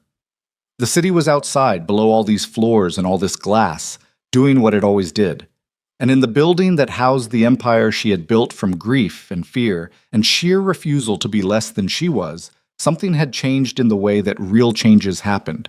Not in a moment, but arriving completely by the time you noticed it. She had stopped pretending she was fine with being alone. That was all. That was everything. The morning after the gala, Autumn's phone started at 6:14 and did not stop. She had expected this. She had, in fact, anticipated the shape of the next 48 hours with reasonable accuracy before she fell asleep the night before. The investor calls, the press cycle, the board fallout, the particular noise that followed any public moment where a powerful person said something true instead of something managed. She had set her alarm for 6 and beaten it by 16 minutes, lying awake in her apartment in the specific stillness of someone who had done an irreversible thing and was now waiting for the world to respond to it. The first 3 calls were expected: Elliot Marsh, Priya, and a journalist from a trade publication who had been in the room and wanted a follow-up comment. She handled all 3 before 7. Elliot said the speech had been extraordinary and that the confidence vote was, in his assessment, no longer viable. Diane had lost the room before the applause finished. Priya said she'd been up since 5 and that 17 major investors had already sent communications, 14 positive, 3 neutral, none explicitly negative. The journalist got a no comment, politely delivered. The 4th call was from her mother, which she let go to voicemail because her mother would want to talk for 40 minutes, and she didn't have 40 minutes, and also because the voicemail her mother left would allow her to prepare before responding, which was how she handled her mother as a general principle. She made coffee, her own, at home, the way Nathan had taught her without technically teaching her, just by making it in front of her enough times that she had absorbed his method through proximity. And she sat at her kitchen table with the phone face up and worked through the message queue methodically. By 8:30, the shape of the response was clear. The speech had been covered by 6 outlets by sunrise, ranging from cautious admiration to genuine warmth, and the framing across most of them was some version of the same thing. Sinclair Technologies' CEO delivers unexpectedly personal keynote that shifts conversation from governance questions to leadership values. The financial commentators were more measured, noting that the move was high risk and that the board situation remained unresolved. One prominent investor newsletter had already published a short piece with the headline, "Is Autumn Sinclair's leadership actually stronger for this?" Diane Cho sent a formal email at 9 a.m. addressed to all board members, withdrawing her request for a confidence vote. The language was professional and measured and completely without warmth, and it ended with a sentence about looking forward to continued collaboration that fooled no one. Autumn read it once, forwarded it to Priya with no comment, and went to shower. Cool. The fallout was not nothing. She had known it wouldn't be nothing. 2 institutional investors reduced their positions over the following week, not dramatically, not catastrophically, but visibly, and the market responded with a 2-point drop in share price over 3 days that the financial press treated as a verdict and which Autumn treated as a fluctuation, because she had been through worse and she understood the difference between a correction and a collapse. One board member, Harmon, resigned by email the following Monday with a letter that was 3 paragraphs of carefully phrased disappointment that Priya summarized as "he's annoyed and he's leaving and neither of us will miss him." There were 2 weeks of articles. Some were favorable, some were not, and several were the kind that used concern as a vehicle for condescension. The ones that discussed her wheelchair in the context of her emotional speech, drawing a line between the two that she found both predictable and exhausting. She read them and did not respond to them publicly, because responding was what they wanted, and what they wanted was evidence that she could be rattled. She could not be rattled. This was one of the few things she knew about herself with complete certainty. What she did do was work. The product launch happened on a Tuesday in early December, and it was, by any useful measure, excellent. Live demonstration, no critical technical failures, press coverage that emphasized the technology itself rather than the company's internal drama, and a response from their existing user base that outpaced Q4 projections by 8 points. The team had been building toward it for 8 months, and they delivered it cleanly, and Autumn stood at the front of their post-launch debrief and told them so without inflation. "You built this," she said. "Not me. You. The numbers prove it." Marcus, in the back of the room, made a note in his tablet that she suspected was not work-related. The Hendricks partnership finalized on a Thursday, 2 weeks after the gala. She signed the agreement in her office with Elliot Marsh as witness, and when the paperwork was done and Elliot had left with his copy, she sat alone at her desk for a moment with the executed contract in her hands and thought about the 7 months it had taken to get here. The negotiations, the revisions, the Singapore close that had made it possible, the countless hours of work that had nothing to do with parks or maintenance workers or the specific way a person could make a thermos of coffee feel like an act of genuine care. She had built this, all of it, even now. She put the contract in the file and called Marcus in for the afternoon's next item. Saturday came the way it had been coming for 3 weeks, anticipated with the low, persistent hum of something she kept trying not to make a bigger deal than it was, and kept failing. She had told him, bad lighting, good food, nowhere important to be. He had picked a restaurant in the West Village that she had walked past once, years ago, and never entered because she hadn't been in the habit of entering places without a reason. It was the kind of restaurant that had been there for decades, small and determinedly unchanged, with tables close enough together that you heard your neighbors' conversations unless you were focused enough on your own. She checked the accessibility before she went. She had learned to do this without anxiety, as a practical matter, the way you check the weather before choosing a coat. The entrance had a small step. The owner, Nathan said, had mentioned he kept a portable ramp behind the counter for exactly this purpose, which he knew because he had called ahead, which she found out only when she arrived, and saw the ramp already in place before she'd had to ask. She sat with that for a moment before going in. Inside, he was already there. Of course he was. He was the kind of person who arrived early, who factored in contingency time, who was where he said he would be when he said he would be. She had spent 4 years surrounded by people who arrived with 15-second apologies and called it fine. The reliability of him was something she was still learning to receive without cataloging it as data. He stood when she came in, which she didn't need him to do and which she had not expected, and which landed somewhere in her chest with a warmth she did not try to manage. "Hi," he said. "Hi," she said. They looked at each other across the small restaurant with the slightly stunned quality of two people who had been approaching a thing sideways for months and were now facing it directly. It was not smooth. She had not expected smooth. She had stopped expecting smooth as a general strategy and found it was working better. "You look—" He started and stopped. "Don't overthink the sentence," she said. "You look really good," he said, which was plainly meant and plainly delivered. "Thank you," she said. "So do you." And she meant it the same way. They sat across from each other at a table near the back, and the restaurant was exactly what he had promised. Dim light, small menu, the particular noise of a room full of people who had come to eat and talk and not to be seen. Nobody looked at her wheelchair. Nobody looked at them at all, really, because there was nothing particularly notable about two people at a table in a dim restaurant in the West Village on a Saturday night. And she had forgotten, genuinely forgotten, what it felt like to simply be present in a room without being architecture. They ordered. They talked. This was the part that surprised her. How easy it was. How entirely unlike every professional and social interaction she had been performing for 4 years. She had expected some awkwardness, some stiffness, the getting-to-know-you conversation that felt like filling out a form. Instead, they talked the way they had talked in the conference room that first afternoon, and in the park, and in the corridor on 22, with the ease of people who had already established something and were now simply giving it room. He told her about Claire. She had known the outline. She'd heard the word wife. She'd felt the shape of it in how he talked about Lily, in the particular quality of his competence with grief. But he told her the specifics now. They had met in their mid-20s, married young. Lily was 2 when the diagnosis came, and Claire had died 3 months before Lily turned 3. He said it without the performance of grief, without the careful packaging of a story told to prevent the listener from feeling too much.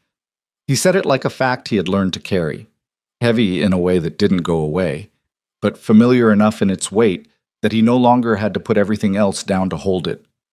She would have liked you, he said. Autumn looked at him. Why?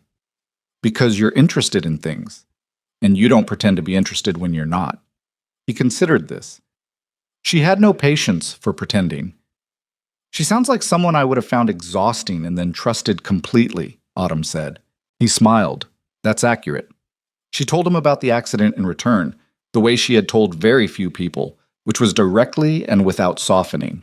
The road, the truck, the ceiling of the hospital room, her mother's face. The 41 days, the firing of the 2 board members, which had felt, she admitted now, less like strength and more like terror wearing the clothing of strength. You couldn't let anyone think it mattered, he said. I couldn't let anyone think it had broken anything. But it did. Something. She held that. Yes, she said. But the thing it broke needed to break. I just didn't understand that for a long time. What did it break? She was quiet for a moment. The restaurant moved around them. Voices, the clink of glasses, someone at a nearby table laughing at something. The idea that control was safety, she said. I built everything on that idea after the accident, that if I controlled enough variables, nothing else could happen to me. That if I needed nothing, nothing could be taken. But you still needed things. Yes. I just made them very small. She looked at him. You made them larger again, without asking me if that was okay. Would you have said it was okay? No, she said. I would have said it was unnecessary. Yeah, he said. I figured. They ate. The food was good, simple and serious, the kind of cooking that didn't dress itself up. She had a glass of wine and he had one too, and the conversation moved the way conversations moved when 2 people were past the stage of being careful about what they revealed. He told her about this building, about the years before Orion Tower, about a job he'd had in his early 20s in a commercial complex in the Bronx where he'd accidentally diagnosed a structural issue in a load-bearing wall that the building's architect had missed, and how that was the moment he understood he had a particular kind of attention that not everyone had, the ability to read what wasn't being said, the symptom beneath the symptom. That's how you heard me in the elevator, she said. You weren't just managing the technical problem. No, he said. I was listening for what the technical problem was covering. She looked at him across the table. In the low light, with the noise of the room around them, he looked like what he was. A person who had not had an easy life and had not been made bitter by it, which she had come to understand was not a small thing. Bitterness was easy. It was available to everyone. Choosing not to carry it required something she didn't have a clean word for. Not optimism, which was too passive, not resilience, which was too clinical. Something more like refusal. The same quality she had, expressed differently. Nathan, she said. Yeah. I'm not... She paused. I need you to know that I am not good at this. At whatever this is. She gestured at the space between them. I'm very competent in about 15 specific domains, and this is not one of them. I'm going to be difficult sometimes. I'm going to revert. There are going to be weeks where everything I've learned to let down goes back up, because some crisis requires it, and I won't have the bandwidth to be... She searched for the word. Soft. I know, he said. I'm not... Autumn. His voice was patient but direct. I raised a 6-year-old by myself for 3 years. I know what it looks like when someone is doing their best with what they have. I'm not expecting perfect.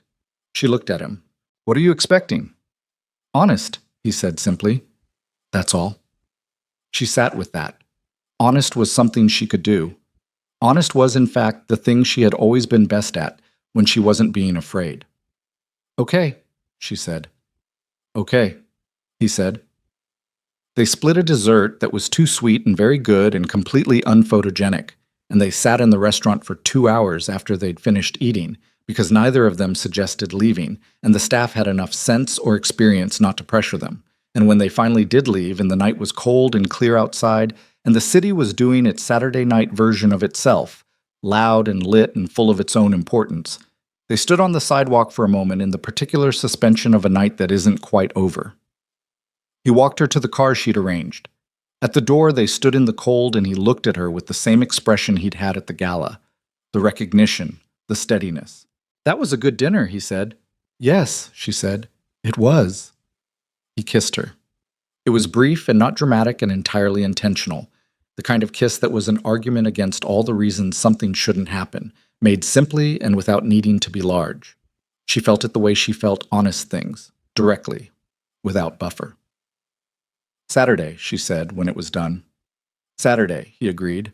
She got in the car. He stood on the sidewalk in his coat in the cold until the car moved, and she did not let herself look back because looking back was something she was trying to do less of, as a general principle. She looked back anyway. He was still standing there. December settled over the city the way it always did, heavy and lit and demanding in the way that cities demanded things from their people, extracting energy and attention and replacing it with noise and light, and the particular illusion that everything was moving towards something. Nathan walked Lily to school in the mornings, and the cold turned sharp, and Lily started wearing her coat with the rabbit ears on the hood that she was technically getting too old for and wore anyway, with the defiance of a child who had decided what she liked and was not interested in outside opinions. He told Lily about the date the way he handled most things with her. Straightforwardly, without performance, the Monday after. "It went well," he said. They were eating breakfast, cereal, and toast, the particular chaos of a Monday morning in a one-bedroom apartment. Lily looked at him. "Did you kiss her?" Lily. "Dad, did you?" He looked at his cereal. "Yes." She made a face that was the 6.5-year-old version of profound satisfaction. "I knew it," she said. "You didn't know anything." "I moved the ficus and you got the date," she said. "I basically made this happen." He stared at his daughter. "That is not what—" "You're welcome," she said, and went back to her cereal with the serene authority of someone who had made peace with being right. What? The weeks that followed were not a montage.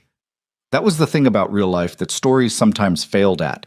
The transformation was not cinematic, not a sequence of golden-lit moments assembled to prove a point. It was Tuesday mornings, and logistics, and the particular friction of two people with full lives finding the space to be in each other's. There were things that were hard. Autumn's schedule was not built for flexibility, and there were weeks where the only time they saw each other was a brief visit to 42 that lasted 12 minutes and felt like stealing. There were evenings where she texted instead of called because she was in back-to-back meetings until 9 and didn't have the energy for the voice version of herself. There were moments where she could feel herself reverting, the walls going back up, the precision going cold, the part of her that had survived 4 years on controlled distance reaching for the familiar shape of it. He did not panic when this happened. That was the thing she kept noticing. She would go quiet for 2 days and then come back, and he would be where she'd left him, not wounded, not performing patience, just genuinely untroubled by the rhythm of her. It infuriated her slightly, which she recognized as a sign that it was what she needed. She told him this once, directly. "You're not scared of the difficult version of me. Should I be? Most people are. Most people need you to be manageable," he said. "I don't need that." "Why not?" He thought about it. "Because you're the same person either way. The difficult version is just the version that's under pressure. It's still you." A pause. "I know what buildings look like under load. The structure doesn't change, it just shows you where it's actually strong." She sat with that for a long time. Lily's role in all of this was impossible to overstate and also impossible to fully describe because it was not dramatic. It was a series of small, ordinary admissions. It was Lily asking Autumn, on their second Saturday in the park after the gala, whether she knew how to play chess, and Autumn saying she did, and Lily saying she wanted to learn, and Nathan saying he'd get aboard, and the three of them spending an afternoon in Autumn's apartment, the first time she had let anyone into that space in over 2 years, at the coffee table with a chess set, and an instruction booklet that Lily read aloud in the wrong order, while Nathan made tea in a kitchen he didn't know, and Autumn sat on the floor, because the floor was where Lily needed to be, and the floor was where the chessboard was. She thought, sitting on the floor of her own apartment, watching a 6-year-old argue with an instruction booklet. I forgot rooms could feel like this. It was Lily falling asleep on the couch during a movie one Sunday evening in January, genuinely passed out with her head on Autumn's arm, and the particular stillness of that, the weight of a sleeping child, the trust implicit in it, the way Autumn sat completely still for 40 minutes rather than move and wake her, not out of strategy but because she didn't want to. It was Nathan, watching this from across the room, saying nothing, and the look on his face that she chose not to examine too directly, because examining it made her throat close in a way she didn't have a clean category for yet. "She likes you," he said quietly when Lily was finally moved to the bed. "She likes most people who listen to her," Autumn said. "No," he said. "She doesn't, actually. She likes people who mean what they say." A pause. "You always mean what you say." Autumn looked at him across the room. "That's the nicest thing anyone has said to me in years," she said, "which is probably concerning." "Yeah," he said. "We'll work on it." The board situation resolved itself over the course of January and February, the way these things resolved when the financial results were unambiguous. Q4 earnings came in strong. The product launch had performed. The Hendrix partnership had generated 2 additional referral conversations that were moving toward commitment, and the Singapore infrastructure was operational ahead of schedule. The share price recovered its December dip and then exceeded the pre-gala level by mid-February. Diane Cho attended board meetings. She was professional and entirely without warmth toward Autumn, and this was fine. Autumn did not require warmth from Diane Cho. She required the board to function, which it did. The 2 investors who had reduced positions maintained their reduced positions and were replaced over time by others drawn in by the company's momentum. The financial press moved on to the next story. Priya said, in March, "The storm passed." "The storm always passes," Autumn said. "The question is what's standing after." "You are," Priya said. "And your numbers." "And Hendrix." "And Hendrix."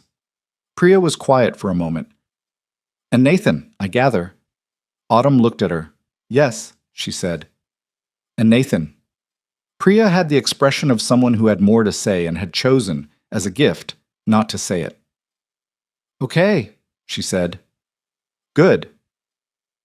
Spring came the way spring came in New York, reluctantly and then all at once, the temperature rising in a week and the parks filling back up and the city generating its particular spring energy, which was different from every other season's energy in the way it pushed outward rather than in. The Saturday Park ritual had become exactly that. A ritual, the kind built from repetition and small traditions. Lily's Bird Notebook was on its 2nd volume. Autumn had learned, over winter, to identify 7 more species than she'd known before, which was not knowledge she had ever expected to acquire and which she found she genuinely enjoyed. Nathan brought the thermos. This had not been discussed or formalized. It was just how it was. On a Saturday in April, they were in the park at the 72nd entrance, and Lily was 20 feet away explaining something to a pigeon with the intensity of someone who believed communication was possible if you were persistent enough. And Nathan was sitting on the bench with his coffee, and Autumn was beside him in the spring light. "I want to say something," she said. He looked at her. "I've been thinking about it for a few weeks, and I don't have a clean way to say it, so I'm just going to say it approximately." "Okay," he said. Before all of this, she gestured slightly, meaning the park, meaning him, meaning the whole shape of what the last 6 months had been. "I had decided, very firmly, that I didn't need anything I didn't already have. And that was not because I was okay. It was because I was afraid that needing things made them possible to lose." She paused. "And you made that harder, consistently, without being asked to. You just kept being the same person, every time." He waited. "I'm not the same person I was in October," she said. "I know that. You probably know that." A breath. "I'm better. I don't say that easily. I've spent 4 years telling people I was fine, and most of the time it was the professional version of fine, which means functional, but not actually all right." She looked at the park, the pigeons, her 6-year-old orator in the middle distance. "I'm actually all right now. Some of the time. More of the time than before." She turned to look at him directly. I want you to know that's because of you, not entirely, but significantly. He was quiet for a moment. There was a thing in his face that was not the filing expression and not the recognition expression and not the steadiness he usually wore. Something else. Something that had been there for a while and was now simply visible because she was looking at it without flinching. I want to say something back, he said. Okay. After Claire died, I got very good at making things small, he said. I was good at it before, a little, but after, I reduced everything to what was necessary. The job, Lily, the apartment, because the big things were where the losses were, and I couldn't afford another loss like that. He looked at his hands. You're the first person I've let back into the big version. I didn't plan it. It happened the way this building happened, because I kept coming back to it, and it kept not being what I expected. And eventually I understood it was actually the right structure. She looked at him for a moment. That's the most romantic thing you've ever said to me, and it was an architectural metaphor. I work with buildings, he said. I know. She put her hand over his on the bench between them. Not a grand gesture, just a hand covering another hand in the April light. It was perfect, she said. He turned his hand over under hers. Yeah, he said. Okay. Lily, 20 feet away, looked over and saw this and made no sound but raised both fists in a brief private celebration that she thought was invisible and which both of them saw and which neither of them mentioned because some things didn't need to be mentioned. There was never going to be a version of this that was simple. Autumn knew that, and she was no longer frightened of it. There were hard weeks. There were weeks where Autumn was inaccessible in the particular way that people who ran things were inaccessible. Not absent emotionally, but unavailable logistically, pulled into crises that ate hours and days, and left her depleted in a way that made softness difficult. Nathan learned the difference between those weeks and the other kind, learned, without being taught, when to be quiet, and when to push through the quiet, and when to just show up with coffee, and not require anything from her. She learned his things too. The way he went inward when he was worried about Lily, slightly quieter, more contained, the maintenance worker's habit of addressing problems internally before surfacing them. The way he still missed Claire in the particular way that didn't diminish with time, that just became part of the architecture of who he was, present in certain moments like a load-bearing thing you didn't see but could feel in the structure. She had learned not to tiptoe around it and not to make more of it than it was, to acknowledge it when it was there and let it be what it was, which was simply love that didn't end when the person did. She had learned that from him, actually, from watching how he carried it. Lily turned 7 in May. Autumn was there for the birthday dinner, which was at Nathan's apartment, small and loud and not remotely like the catered events she spent half her professional life attending. Lily had requested chicken tacos and a specific grocery store cake with blue frosting, and she got both. And she sat between Autumn and her father at the small kitchen table and told a very long story about a bird she had identified at school that no one believed her about. And Autumn believed her and looked it up on her phone and confirmed it, and Lily looked at her with the expression she had been looking at her with since the lobby, since the ficus, since the elevator. That expression of someone who has decided firmly that you are worth keeping. After dinner, Nathan was doing dishes, and Lily was in her room supposedly getting ready for bed and actually reading with a flashlight in the way she thought was invisible. And Autumn sat at the kitchen table with the remnants of the blue frosting cake and thought about something. She thought about the woman who had arrived in this building in October, the one who moved fast and spoke precisely and had assembled her life into the smallest possible shape, who had decided that needing nothing was the same as being safe. That woman had been competent and formidable and genuinely capable of the things she did, and she had also been, in the most quiet and private sense, running. She was not running anymore. That was the difference. Not that she had become someone else. She was still the woman who arrived first, who pushed the chair forward, who did not soften the numbers when the numbers were bad. All of that was true and would remain true. But underneath it, the running had stopped. And the stillness underneath, the kind of stillness that wasn't emptiness, but was instead the presence of something real and chosen. That was new. She had not expected it to look like this. A kitchen table in a one-bedroom apartment with chicken taco remnants and blue frosting, and a 6-year-old reading by flashlight 20 feet away.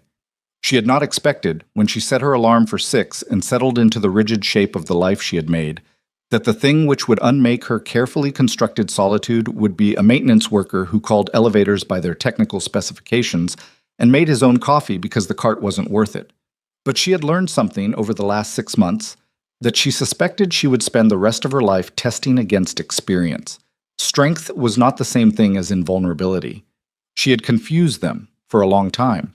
She had thought that needing nothing was proof of strength, that the absence of dependency was the same as capability, that letting people in was a liability rather than a resource. She had managed an empire on this logic, and it had worked, professionally, and it had cost her, personally, in ways she was only now fully tallying.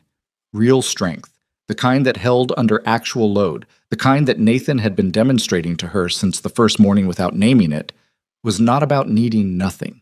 It was about knowing what you needed and choosing it anyway, even when the choosing was risky, even when the market responded poorly, even when the board questioned your judgment and the press ran the photo and the world looked at your life and offered its loud, unsolicited opinions.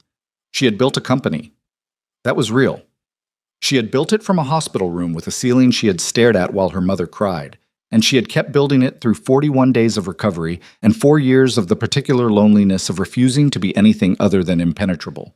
The company was real, and she was proud of it, and she was not going to pretend otherwise. But this was also real. The kitchen table, the blue frosting, the man doing dishes with the same attention he gave to buildings he loved, which was the same attention he gave to her, which was the same attention he would give to this life they were building out of ordinary materials, weekend parks and thermoses of coffee, and a child who wrote letters about plants, and a woman who was learning, slowly and imperfectly, that the walls she had built to survive were not the same as the home she wanted to live in. Nathan came out of the kitchen, drying his hands on a dish towel.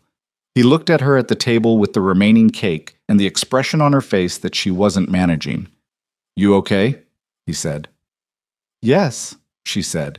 And it was, in the full meaning of the word, not the professional version, not the functional version, but the actual one. "I'm okay." He sat down across from her. The apartment was quiet, in the way it got quiet when Lily was in bed. Small and specific, and full of the warmth of a space where someone had made a life out of what was available. "She's reading with the flashlight," Autumn said. "I know," he said. "You're not going to address it?" "I'll go address it in 10 minutes, he said. "She gets 1 chapter. Autumn looked at him across the table. The kitchen light was on, yellow and ordinary, and outside the city was doing what it always did, and inside was this: a man with a dish towel and a woman in a wheelchair, and a kid with a flashlight and the particular mess of a birthday dinner, and none of it was what she had planned for herself, and all of it was exactly what she had needed, and she was done pretending those were not the same thing. "Nathan," she said. "Yeah." "Thank you." She said it simply, because simple was what it deserved. "For staying." He looked at her across the table. He didn't perform the response, didn't say of course or always or any of the things people said when they were filling space. He just looked at her with the steadiness that she had come to understand was not detachment, but was, in fact, its opposite. The kind of stillness that only happened when someone had decided that wherever they were was exactly where they meant to be. "Thank you for letting me," he said. Outside, a siren went somewhere in the city. A door closed on another floor. The building breathed the way it breathed at night, systems cycling, load distributing, the deep, quiet competence of a structure doing what it was built to do. Autumn Sinclair had run a billion-dollar company from a wheelchair and taught herself not to need anything, and it had kept her upright for 4 years, and it had not been enough. And that was all right. The things we build to survive us are not always the things we build to live in. She had learned the difference. She was still learning it, and sitting at a small kitchen table in a 1-bedroom apartment with the remains of a blue frosting cake and the sound of a child turning a page somewhere down the hall, that was, for the first time in a long time, enough. It was more than enough. It was everything.